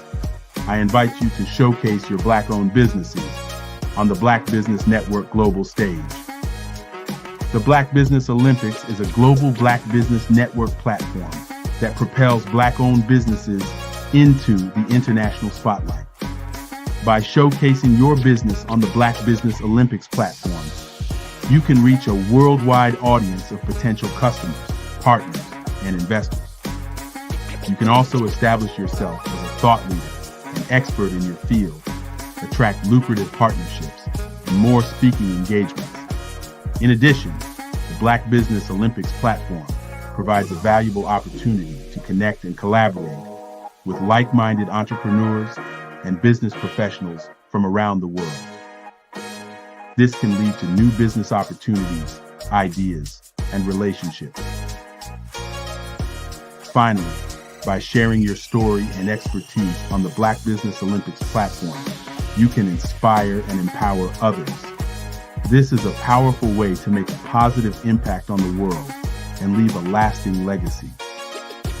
If you are a Black-owned business owner, I encourage you to seize the opportunity to showcase your business on the Black Business Olympics platform. It is a once-in-a-lifetime opportunity to make an indelible mark on the world. Be one of the 1,000 visionary entrepreneurs who are changing students' lives, shaping industries, and leaving an unforgettable legacy for their families. Unleash your voice on our global stage and watch your business thrive. Black Business Olympics is one of the largest Black business showcases in the history of Black business in the world. Yes, the entire world. Just give me a call today at 919-308-9090.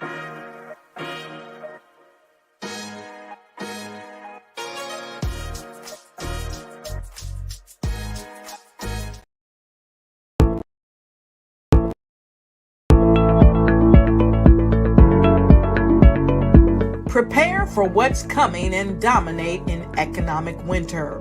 Stand strong and thrive by showcasing your great products and services globally through the Black Business Network and Black Business Olympics. The Black Business Network has showcased over 2,000 companies with over $7 billion in sales each year. Over 10 million attendees have viewed the rebroadcast each month. Through the Black Business Olympics, unique styles of business training and mentoring are turning students into business owners and entrepreneurial warriors who will dominate in any economy. Gain the ultimate advantage of the Black Business Olympics, 7 days of unbelievable topics and speakers speaking around the globe. Donate your time and experience to provide expertise and scholarships to students worldwide and change the world. Now, more than ever, new insights, tools, strategies, and capabilities are needed. This is your chance for a major presentation to the world. Fill out the form and join the more than 2,000 speakers who have presented to over 200 countries. Join the Black Business Network streaming live into the metaverse, STEM City, Black Multiverse Enterprises, Hulu, Amazon, YouTube, iHeartRadio, Apple, Facebook, LinkedIn, Pod TV, IBM TV, Spotify, and Google Podcasts. Sign up today. Spaces are limited, and we will see you there.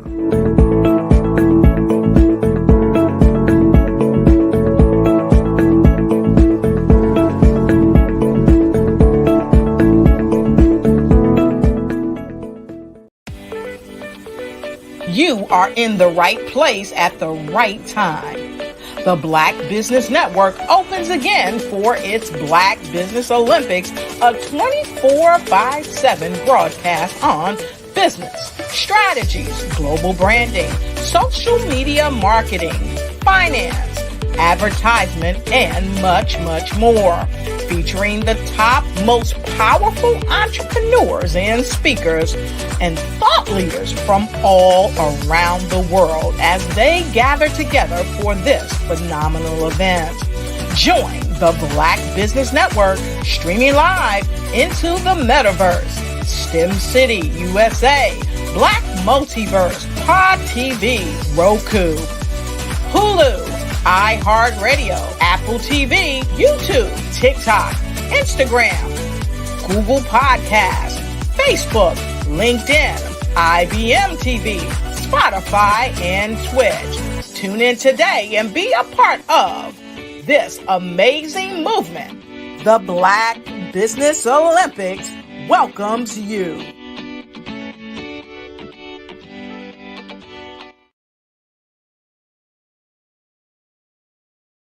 My friend, my brother is with us, RJ Stevenson. He is a trailblazer in music, media, and ministry. For over 20 years, he has helped develop and establish the national branding images of businesses, institutions, nonprofit organizations, and high-profile personalities. He's a successful church planter. He has been blessed to serve as a preacher, a presenter, and a speaker at various conferences and conventions across the globe. He has established several successful churches and ministries under the brand The Infinity Church in Raleigh, North Carolina, Conway, Arkansas, and currently in Tampa, Florida. Stevenson's insight in media and evangelism caused ministry to soar during the season of a pandemic. The church has left the building by embracing a hybrid model that served both physical and digital ministry partners.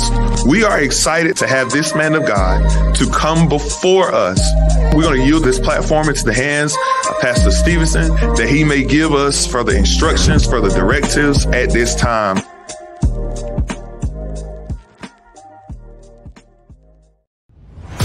Social media is evolving. It's more vibrant, more colorful, more energetic, and so are you. It's not just photos anymore. It's video, it's audio, it's subscriptions. And now there's Fanbase, a new monetized social network. Fanbase delivers the complete native app experience with full content monetization for every user. No algorithms that shadow ban your engagement or growth, and no ads. Follow anyone for free and subscribe directly to your favorite creators for $4.99 a month. Plus, show some love by tipping on any post. Also, make a Fanbase page and monetize your content the same way. Finally, connect with your followers by posting the amazing content you already create. And now, get paid for it. It's time to energize and monetize, because everyone's a fan of something and everyone has a fan base.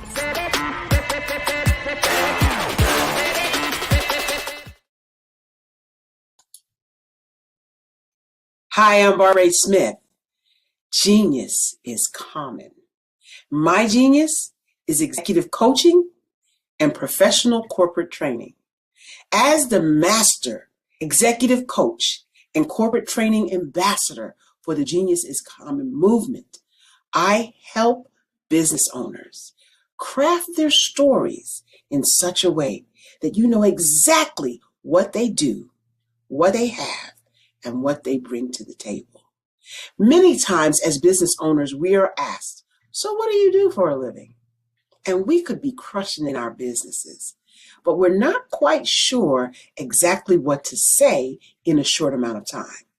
Well, I help you take those stories that are the reason why you're in business and why you're so passionate about your business, and craft them in such a way that people are drawn to you as opposed to being repelled by you. Because every conversation, every time you talk to someone about your business, you are excited about it. But are you really conveying what you do, what you have, and what you bring to the table? And do really people understand why you care so much and why they should care that you have the solution to their problem? Well, I'm here to help you with that. As a master storyteller, I can help you with your stories and spin them in such a way that they are intriguing and fascinating. People want to listen to you talk about your business. That's why at the Genius is Common movement, I am the master executive coach and professional training ambassador. That's my genius. And genius? Oh yeah, it's common. We all have the opportunity to impact the lives of others, whether it is a simple act of kindness, a smile, a nod, or just saying hello. Hello, I'm Pamela D. Marshall, corporate mindfulness coach and author of The Art of Forgiveness.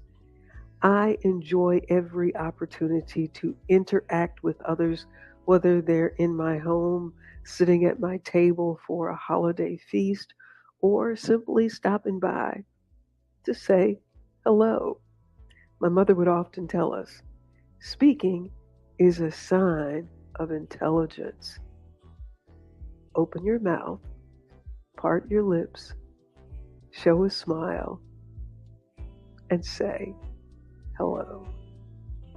Genius is common.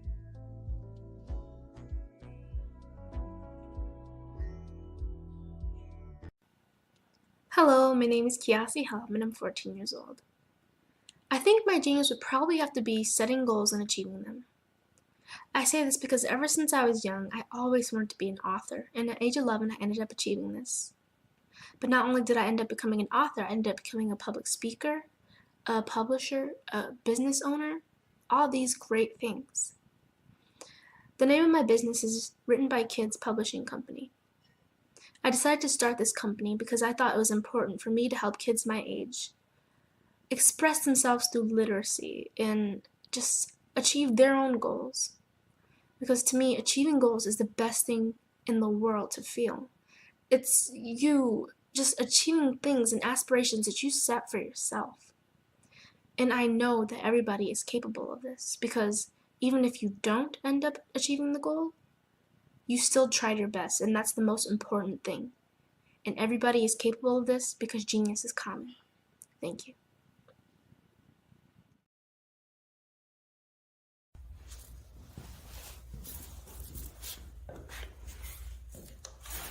How you doing? I'm Rodney Allen Rippey. Yeah, the child actor. Well, now, leading man. Some of you might remember back in the day, the Harlem Globetrotters popcorn machine. Remember that? Well, it was a Saturday morning special that would come on, and I was there with Geese and Tex and Meadowlark Lemon. Remember the show? Well, I had a great time. And I have to say a huge, huge thank you to all my fans out there. Thank you for all the years of support. I went on from the entertainment industry. I started getting into producing and directing. And now, hey, here I am. I'm a studio executive here in Burbank, California at 2526 Studios. I have to say, it's been pretty good, but the best is yet to come. Please stay encouraged. Keep reaching for your dreams and never forget that genius is common. Remember that. Genius is common. No matter what anyone says to you, no matter how tough the road may get, keep striving. Keep reaching for your dreams. And always know that you are worth it. Everything that you put into yourself, everything good that you pour into your life, you are worth it. And when the times get tough, when things don't go exactly right, it's okay. Dust your shoulders off. Stand up strong. And remember, genius is common.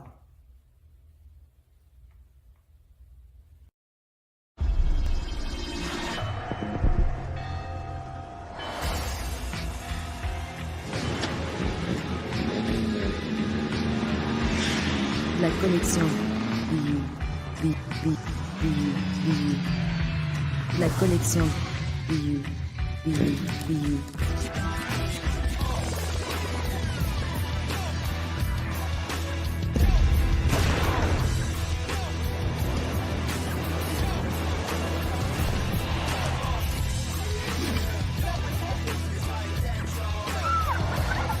In a world obsessed with the cult of celebrity, I challenge you not to aspire to anyone else's greatness, but instead strive to reveal and ignite the greatness within you. Are you serious? I totally think that that's it. Hey. No! Hey! To me, sexy is a man that knows who he is and what he wants. Okay. He's comfortable. You look at him, you see him, he's just comfortable being himself. And you're like, Baby, be you. be you, baby. Just be you. I like it. Introducing the Be You collection, exclusively available at K&G Fashion Superstore.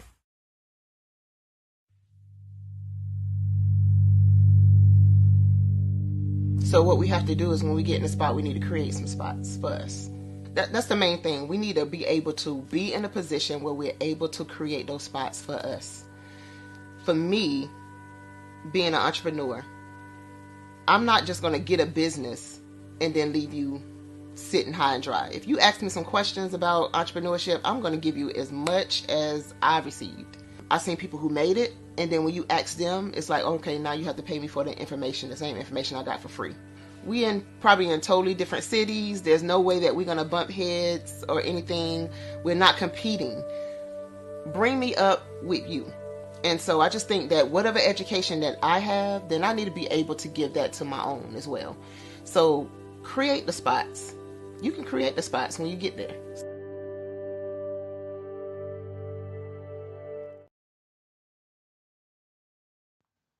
Genius is common. And my genius is nutritional strategy. I am Shawnee Smith, the owner and creator of Can Do Spice. Can Do Spice was created because I knew that adding herbal and mineral supplements to my diet did not have to be boring. In fact, because I'm a food enthusiast, I knew I could create something flavorful and explosive that also had the benefit of adding herbal supplements such as sea moss, bladderwrack, burdock root, and black seed, just to name a few. I invite you to take this journey with me where we come together and take control of our nutritional health. It is my way of sharing my genius, the gift of flavor and the healing power of herbs to the world. What is your genius? Hello, this is Israel, and I am CEO of Daydreams Interactive and author of Princess Planet. So, genius is common, and as a kid, I loved to daydream. Even as an adult, I love to daydream. And when my daughter became 6 and loved princess characters, but we just could not find the diversity that showed her, we created our own characters.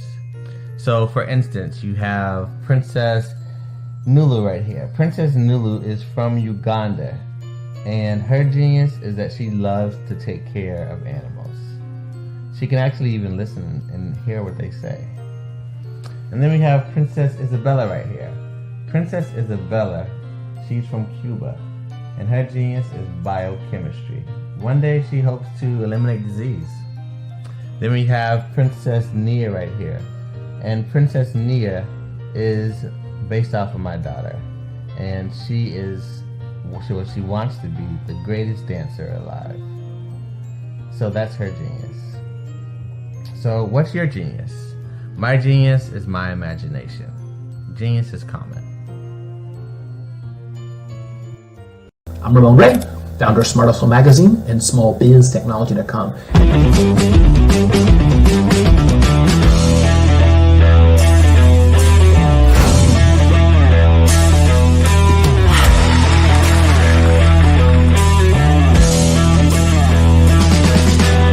You're here today to celebrate small business success. Stand up on your feet. You rocked the house. It was amazing. Didn't we learn? For me, success comes from failure. One thing not to do is shake somebody's hand like this.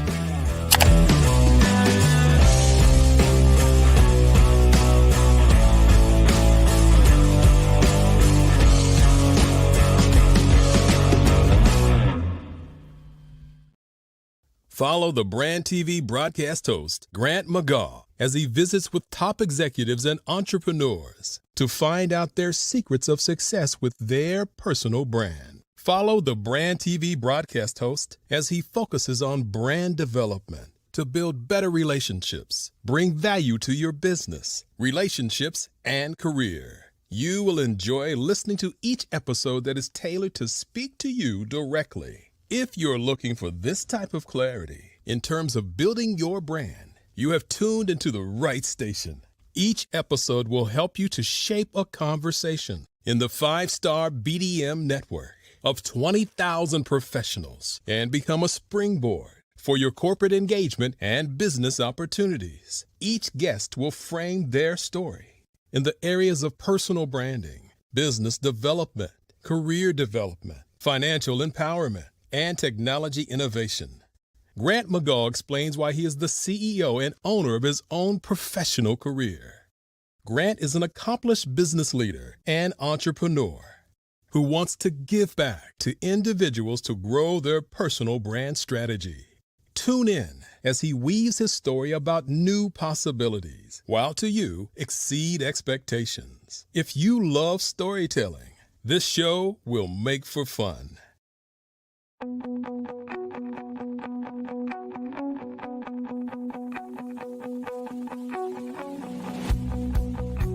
I am Black Business. From the moment I wake until the time I sleep. Yes, I am Black Business. I am Black Business. Tell me, are you Black Business? I am Black Business. Do you support Black businesses? Listen, I support Black business because I am Black Business. Black Business Expo, one of the largest business showcases in the history of Black business in the world. The world! Sign up today at www.blackbusinessexpousa.com or call 919-308-9090. I am Black Business.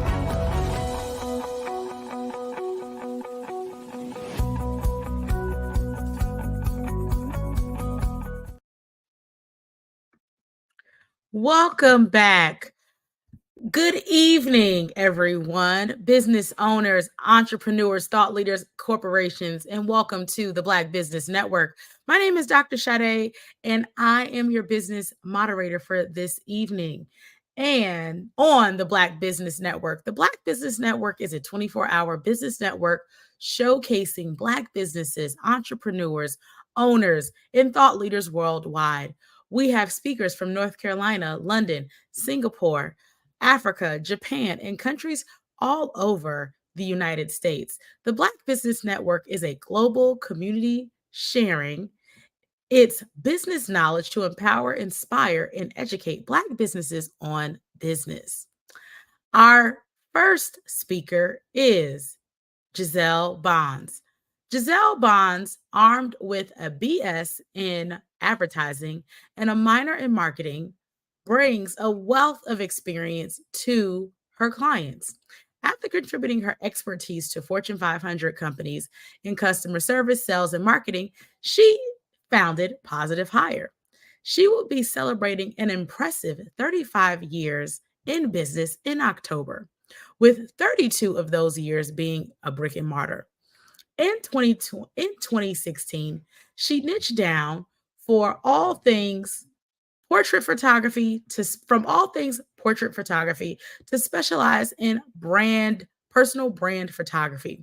Her mission is clear: to empower clients to enhance their personal brands, attract more opportunities, and boost their bottom line. Giselle is more than a photographer. She's a personal brand visibility strategist, emphasizing the importance of being the face of your brand. She shares her insights across the nation, enlightening audiences about the power of brand visibility. Clients can work with her one on one or join her membership, the Brand Visibility Accelerator, for a group coaching experience. Genius is common, and I'll see you on the other side.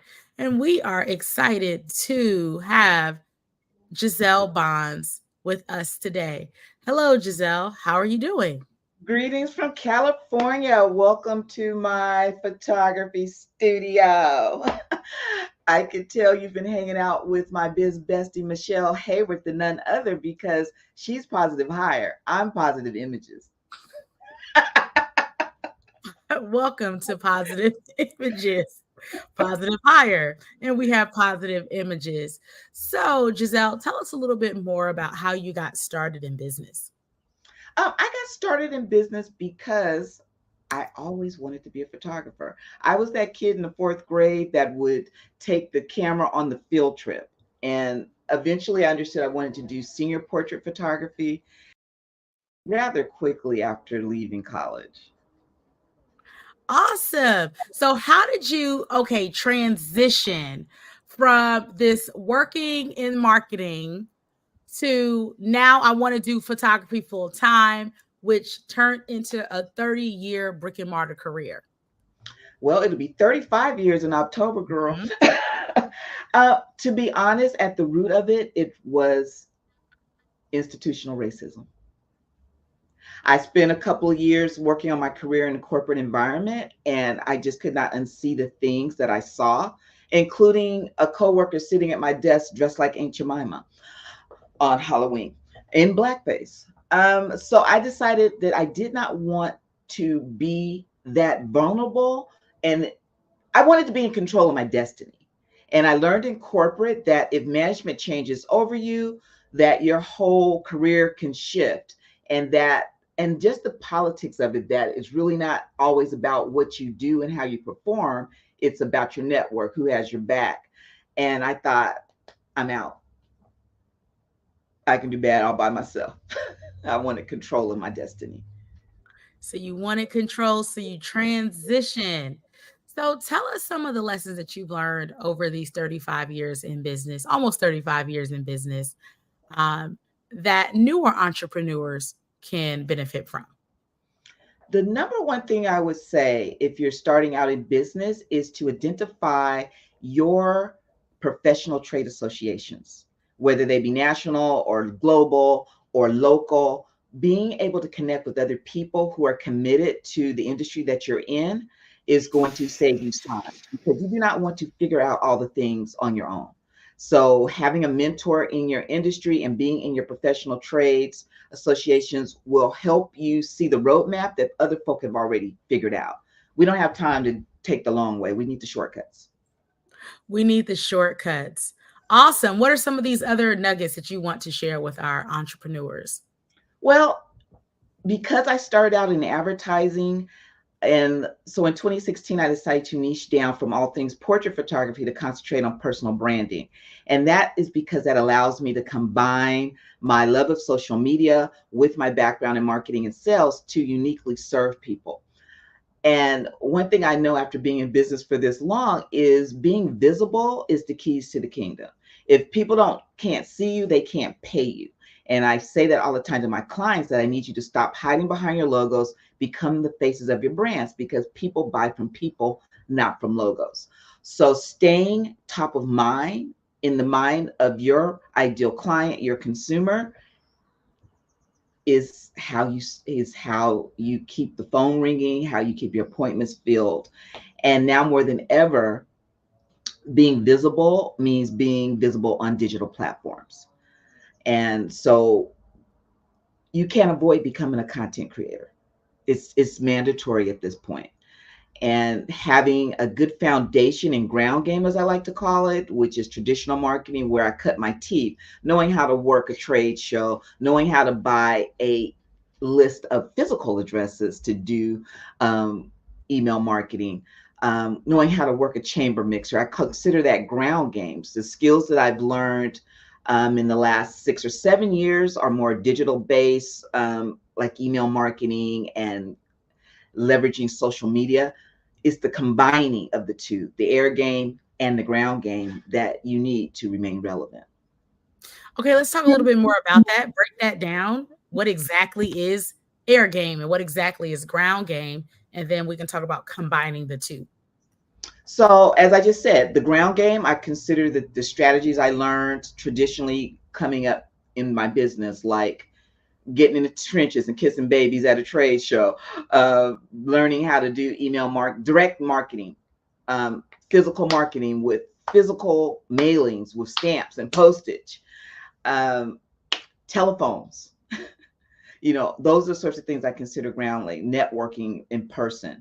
Air game is more electronic based. So email marketing, social media strategies, having online sales funnels, those are air game strategies. Got it. It says in your bio, like 2016, that you decided to niche down. And why was niching down to personal brand photography so important? And what was the catalyst for you to decide to niche down? I'd gone through a season of caregiving and just being tossed around. I was not present in my business. And then my landlord decided he was going to downsize my studio space. And so when I came through that whole transition, I said, what do you really want to do? And, I'm at a season where I should be able to choose how I wish to serve. So the personal branding piece was in alignment with my academic and my corporate background. Tell us a little bit more about what exactly is personal brand photography and personal branding to you. Well, for me, it means giving my clients the images they need that tell the story of their brand to help them get attention. Because as you know, trying to communicate with people online is like trying to talk to a toddler with ADD. They got short attention spans. You got to be able to communicate in sound bites. Our brains can process information more efficiently and faster if there's images attached to the words. So I like for my clients to think of their brand photos as what you use to get people to stop scrolling and then pay attention to your message. Because again, we got to stay top of mind. And one headshot that you use for decades ain't going to keep people's attention. Okay, so let's talk about these headshots. Like, how often do we need to revamp and refresh our headshots? Or like, what's a tall tale sign that, okay, it's time for you to get some new brand imagery? Well, if you go into quarantine and your whole hair care regimen changes drastically, you need a new headshot coming out of quarantine, because very few of us look the same way we looked going into lockdown. Okay. So when you have major changes in your life, it's time to do a brand shoot. If you've got a launch that requires additional graphics and you want it to be niche to the topic of that launch, you want to have fresh content to keep people interested. And not even just in the visuals of that, you've got to be able to have the written part that even if it's a script that's going to end up in the video, you've got to create that. And that's why I'm so excited that we are in this age where we can have artificial intelligence help carry that weight. The content creation struggle is a lot less now because we've got tools that can help us with the ideation and the creation of that content.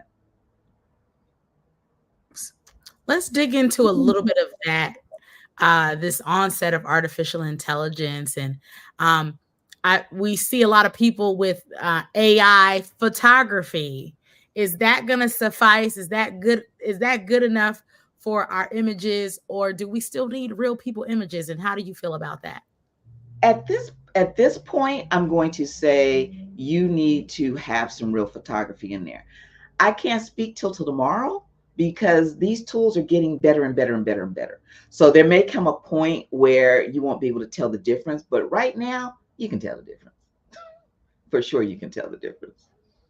So we still need those new images. If you look different from where you looked in the beginning of COVID to now, it's time to get some new images. If you're doing a launch or a new campaign, it's time to get those new images.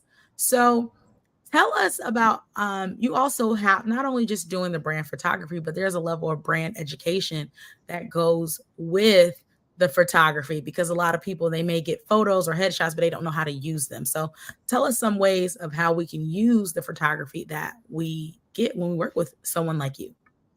So, as you know, Sade, we are not in business unless we solve someone's problem. And typically, the solution that we give to our clients creates a new problem. So, I discovered that the new problem I created for my clients was that they did not know what to do with the photographs. And I started wondering, it's like, she's not using her pictures. I'd be watching their timelines. And so I found out that they didn't know what to do with them. And so as a result, I created a brand visibility membership where I can teach strategies on how to create the content, how to use the photos so that my clients can really get the return on their investment. And it's a beautiful thing because what they discover is when they start using those brand photos, they actually start to feel more professional. So when you start putting imagery out that is a more elevated you step into that persona.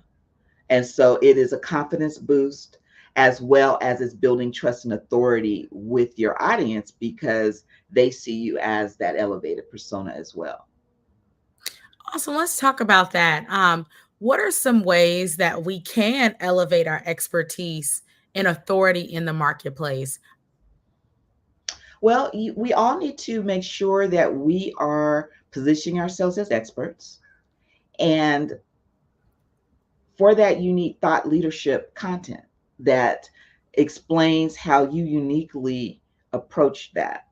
And again, we can leverage tools like artificial intelligence to help us get those concepts together and to help with, how do you say this? Figuring out different ways to deliver the same message. Okay, awesome. So let's expand on that. Let's dig a little bit deeper on these multiple ways to share the same message. For instance, I was working with a client in my membership on Tuesday, and she doesn't really have lead magnets other than she has a newsletter. And so I was sharing with her that in this year of 2024, people are not as enthusiastic as they were in the 90s about signing up for our newsletter. So I was like, let's figure out something that's a little bit sexier. So she's got this newsletter she's been emailing out for a year. So I asked her to explain to me what's included. And so there were things like green healthy recipes, there were healthy habits, there were success stories, and there was one other component. And so we went into ChatGPT to figure out a way to repurpose that content. And it said that we could combine everything into a huge ebook. And I was like, that's a little broad. And so I asked it, how can you narrow it down, niche it down a bit? And the idea that we went with was showcasing the success stories so that people didn't have to feel alone on this weight loss journey that also combines surgery. That's her niche. And it was able to give her a roadmap for how to take those success stories and turn them into an ebook to uplift other people. And we got to that solution in like 10 minutes or less. Awesome. So you mentioned Chat GPT. How are you utilizing it in other ways to grow your business or support the clients that you work with? Well, that was one example. I absolutely use it for ideation. When you're trying to figure out, you've got a vague concept of what you want to do, but you need help tweaking it, you're able to ask for feedback in real time to help you get there. It is helpful in figuring out how to name things. It's definitely helpful in creating copy for emails and for social media post. It's kind of even setting up processes. I'd love to show you, take it on a test drive with you. You want to play around? We can try. Okay. So this is the phone app. And I'm going to say, wake it up. Hey, Chat Daddy, how you doing? Hey there, I'm doing great. How about Oh, you? it talks. Oh. Did you hear? Yes. Okay, you're on mute, I think. No, I didn't. What's the news? Okay, so I'm with a client right now, and she is in the space of helping people build their brands. That's exciting. What kind of space is she in? She helps people build their brands by using public speaking, creating digital courses, writing books, and just overall being thought leaders. And I'm hoping you can help me come up with a marketing plan for the next 90 days for her. That sounds like an interesting project. Let's get started. For the next 90 days, let's focus on a few key areas: content creation, social media engagement, partnerships, and email marketing. Does that sound good to you? I'm wondering if you need more information about who she works with. What do you need to make this very useful to her? What other data do you need? Yes, knowing more about her target audience and any specific goals would be really helpful. Could you share who she typically works with, e.g., entrepreneurs, small business owners, specific industries, her main objectives, e.g., increasing brand awareness, driving sales, building a community, and any current marketing efforts or assets she has? Okay, Dr. Sade, who would you say is your target audience? I work with Black women entrepreneurs and experts. You're not on mute? I can't hear you. I work with women entrepreneurs and experts. I'll put this off of here. Okay, try it again. I work with women entrepreneurs who are experts, primarily Black women, who want to build their personal brands as coaches, speakers, and authors and thought leaders. Okay, so say that one more time. Black women entrepreneurs who are experts in their field, and they are coaches, speakers, and authors. Marketing plan. I'll need information about 1, her main objectives, e.g., increasing brand awareness, driving sales, building a community. 2, any current marketing efforts or assets she already has. 3, any specific goals for the next 90 days, e.g., number of new clients, engagement metrics. Does that cover everything? I'll just say building community. Great. Let's focus on building a community. 1, content creation. Develop content that resonates with her audience, such as blog posts, videos, and webinars focused on personal branding, public speaking tips, and success stories. 2, social media engagement. Use platforms like LinkedIn, Facebook, and Instagram to share content, engage with followers, and participate in relevant groups and discussions. 3, partnerships. Collaborate with local businesses, industry influencers, and other thought leaders to expand reach and credibility. 4, email marketing. Create a regular newsletter with valuable content, updates, and community spotlights to keep her audience engaged. 5, events and workshops. Host virtual or in-person events and workshops to connect with the community and provide value. How does that sound? Anything you'd like to adjust or add? So you can see how quickly it's mapped out a roadmap for you. And on any of those bullet points, we could go back in and ask it to build out that section. So this is absolutely amazing. What app is this? This is ChatGPT, and I'm using the mobile app that comes with the product. They did an update about 2 weeks ago, maybe 3, where you can literally have a conversation. Is this the paid version or the free version?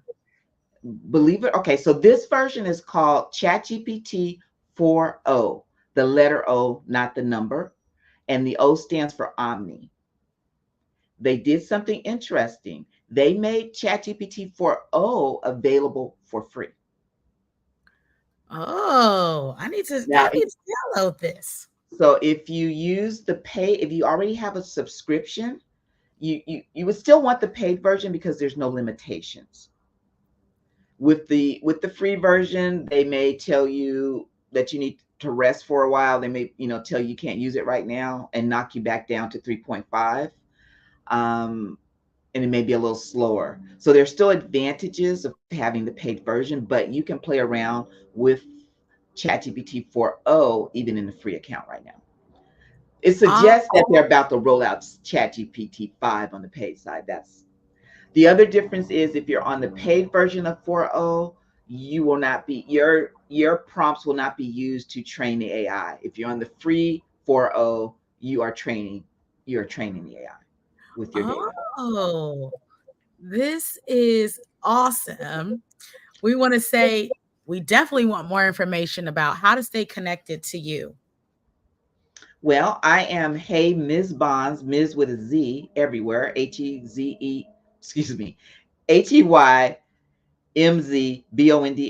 everywhere, including HeyMsBonds.com.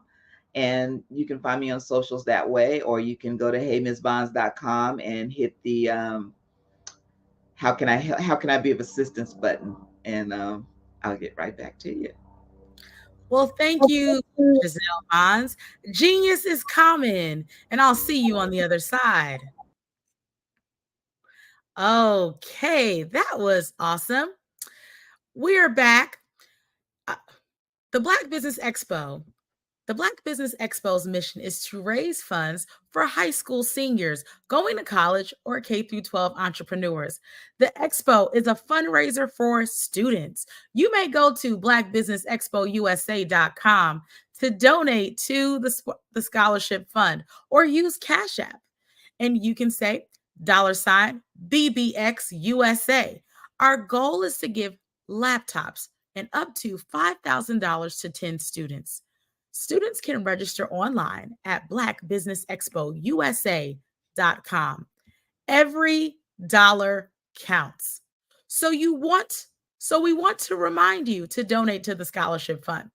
We want to thank our Black Business Expo USA sponsors: NC100, Moody Capital Partners, Suede Soul, Lotus Rich Coaching and Training, Carolina, Virginia Minority Supplier Development Council, Step Management, The Hello LLC, Barbara H. Smith LLC, Marge McLean Foundation, Inc., Genius is Common, Earth Essentials, 5-Star BDM Media, Melaine Shalani Global, Executive Women's Success Institute, The Quality Coaching Company, Superwoman Business Services, Creative Force Studios, Lee Entertainment, Artistic App Development, Black Business Expo USA. Remember, genius is common, and I'll see you on the other side.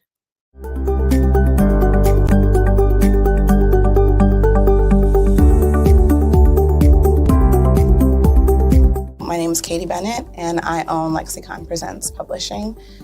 Hello, I am Dr. Eric Kelly III, the visionary strategist and founder of the Black Business Olympics. I invite you to showcase your Black-owned businesses on the Black Business Network global stage. The Black Business Olympics is a global Black Business Network platform that propels Black-owned businesses into the international spotlight. By showcasing your business on the Black Business Olympics platform, you can reach a worldwide audience of potential customers, partners, and investors. You can also establish yourself as a thought leader and expert in your field, attract lucrative partnerships, and more speaking engagements. In addition, the Black Business Olympics platform provides a valuable opportunity to connect and collaborate with like-minded entrepreneurs and business professionals from around the world. This can lead to new business opportunities, ideas, and relationships. Finally, by sharing your story and expertise on the Black Business Olympics platform, you can inspire and empower others. This is a powerful way to make a positive impact on the world and leave a lasting legacy. If you are a Black-owned business owner, I encourage you to seize the opportunity to showcase your business on the Black Business Olympics platform. It is a once-in-a-lifetime opportunity to make an indelible mark on the world. Be one of the 1,000 visionary entrepreneurs who are changing students' lives, shaping industries, and leaving an unforgettable legacy for their families. Unleash your voice on our global stage and watch your business thrive. Black Business Olympics is one of the largest Black business showcases in the history of Black business in the world. Yes, the entire world. Just give me a call today at 919-308-9090.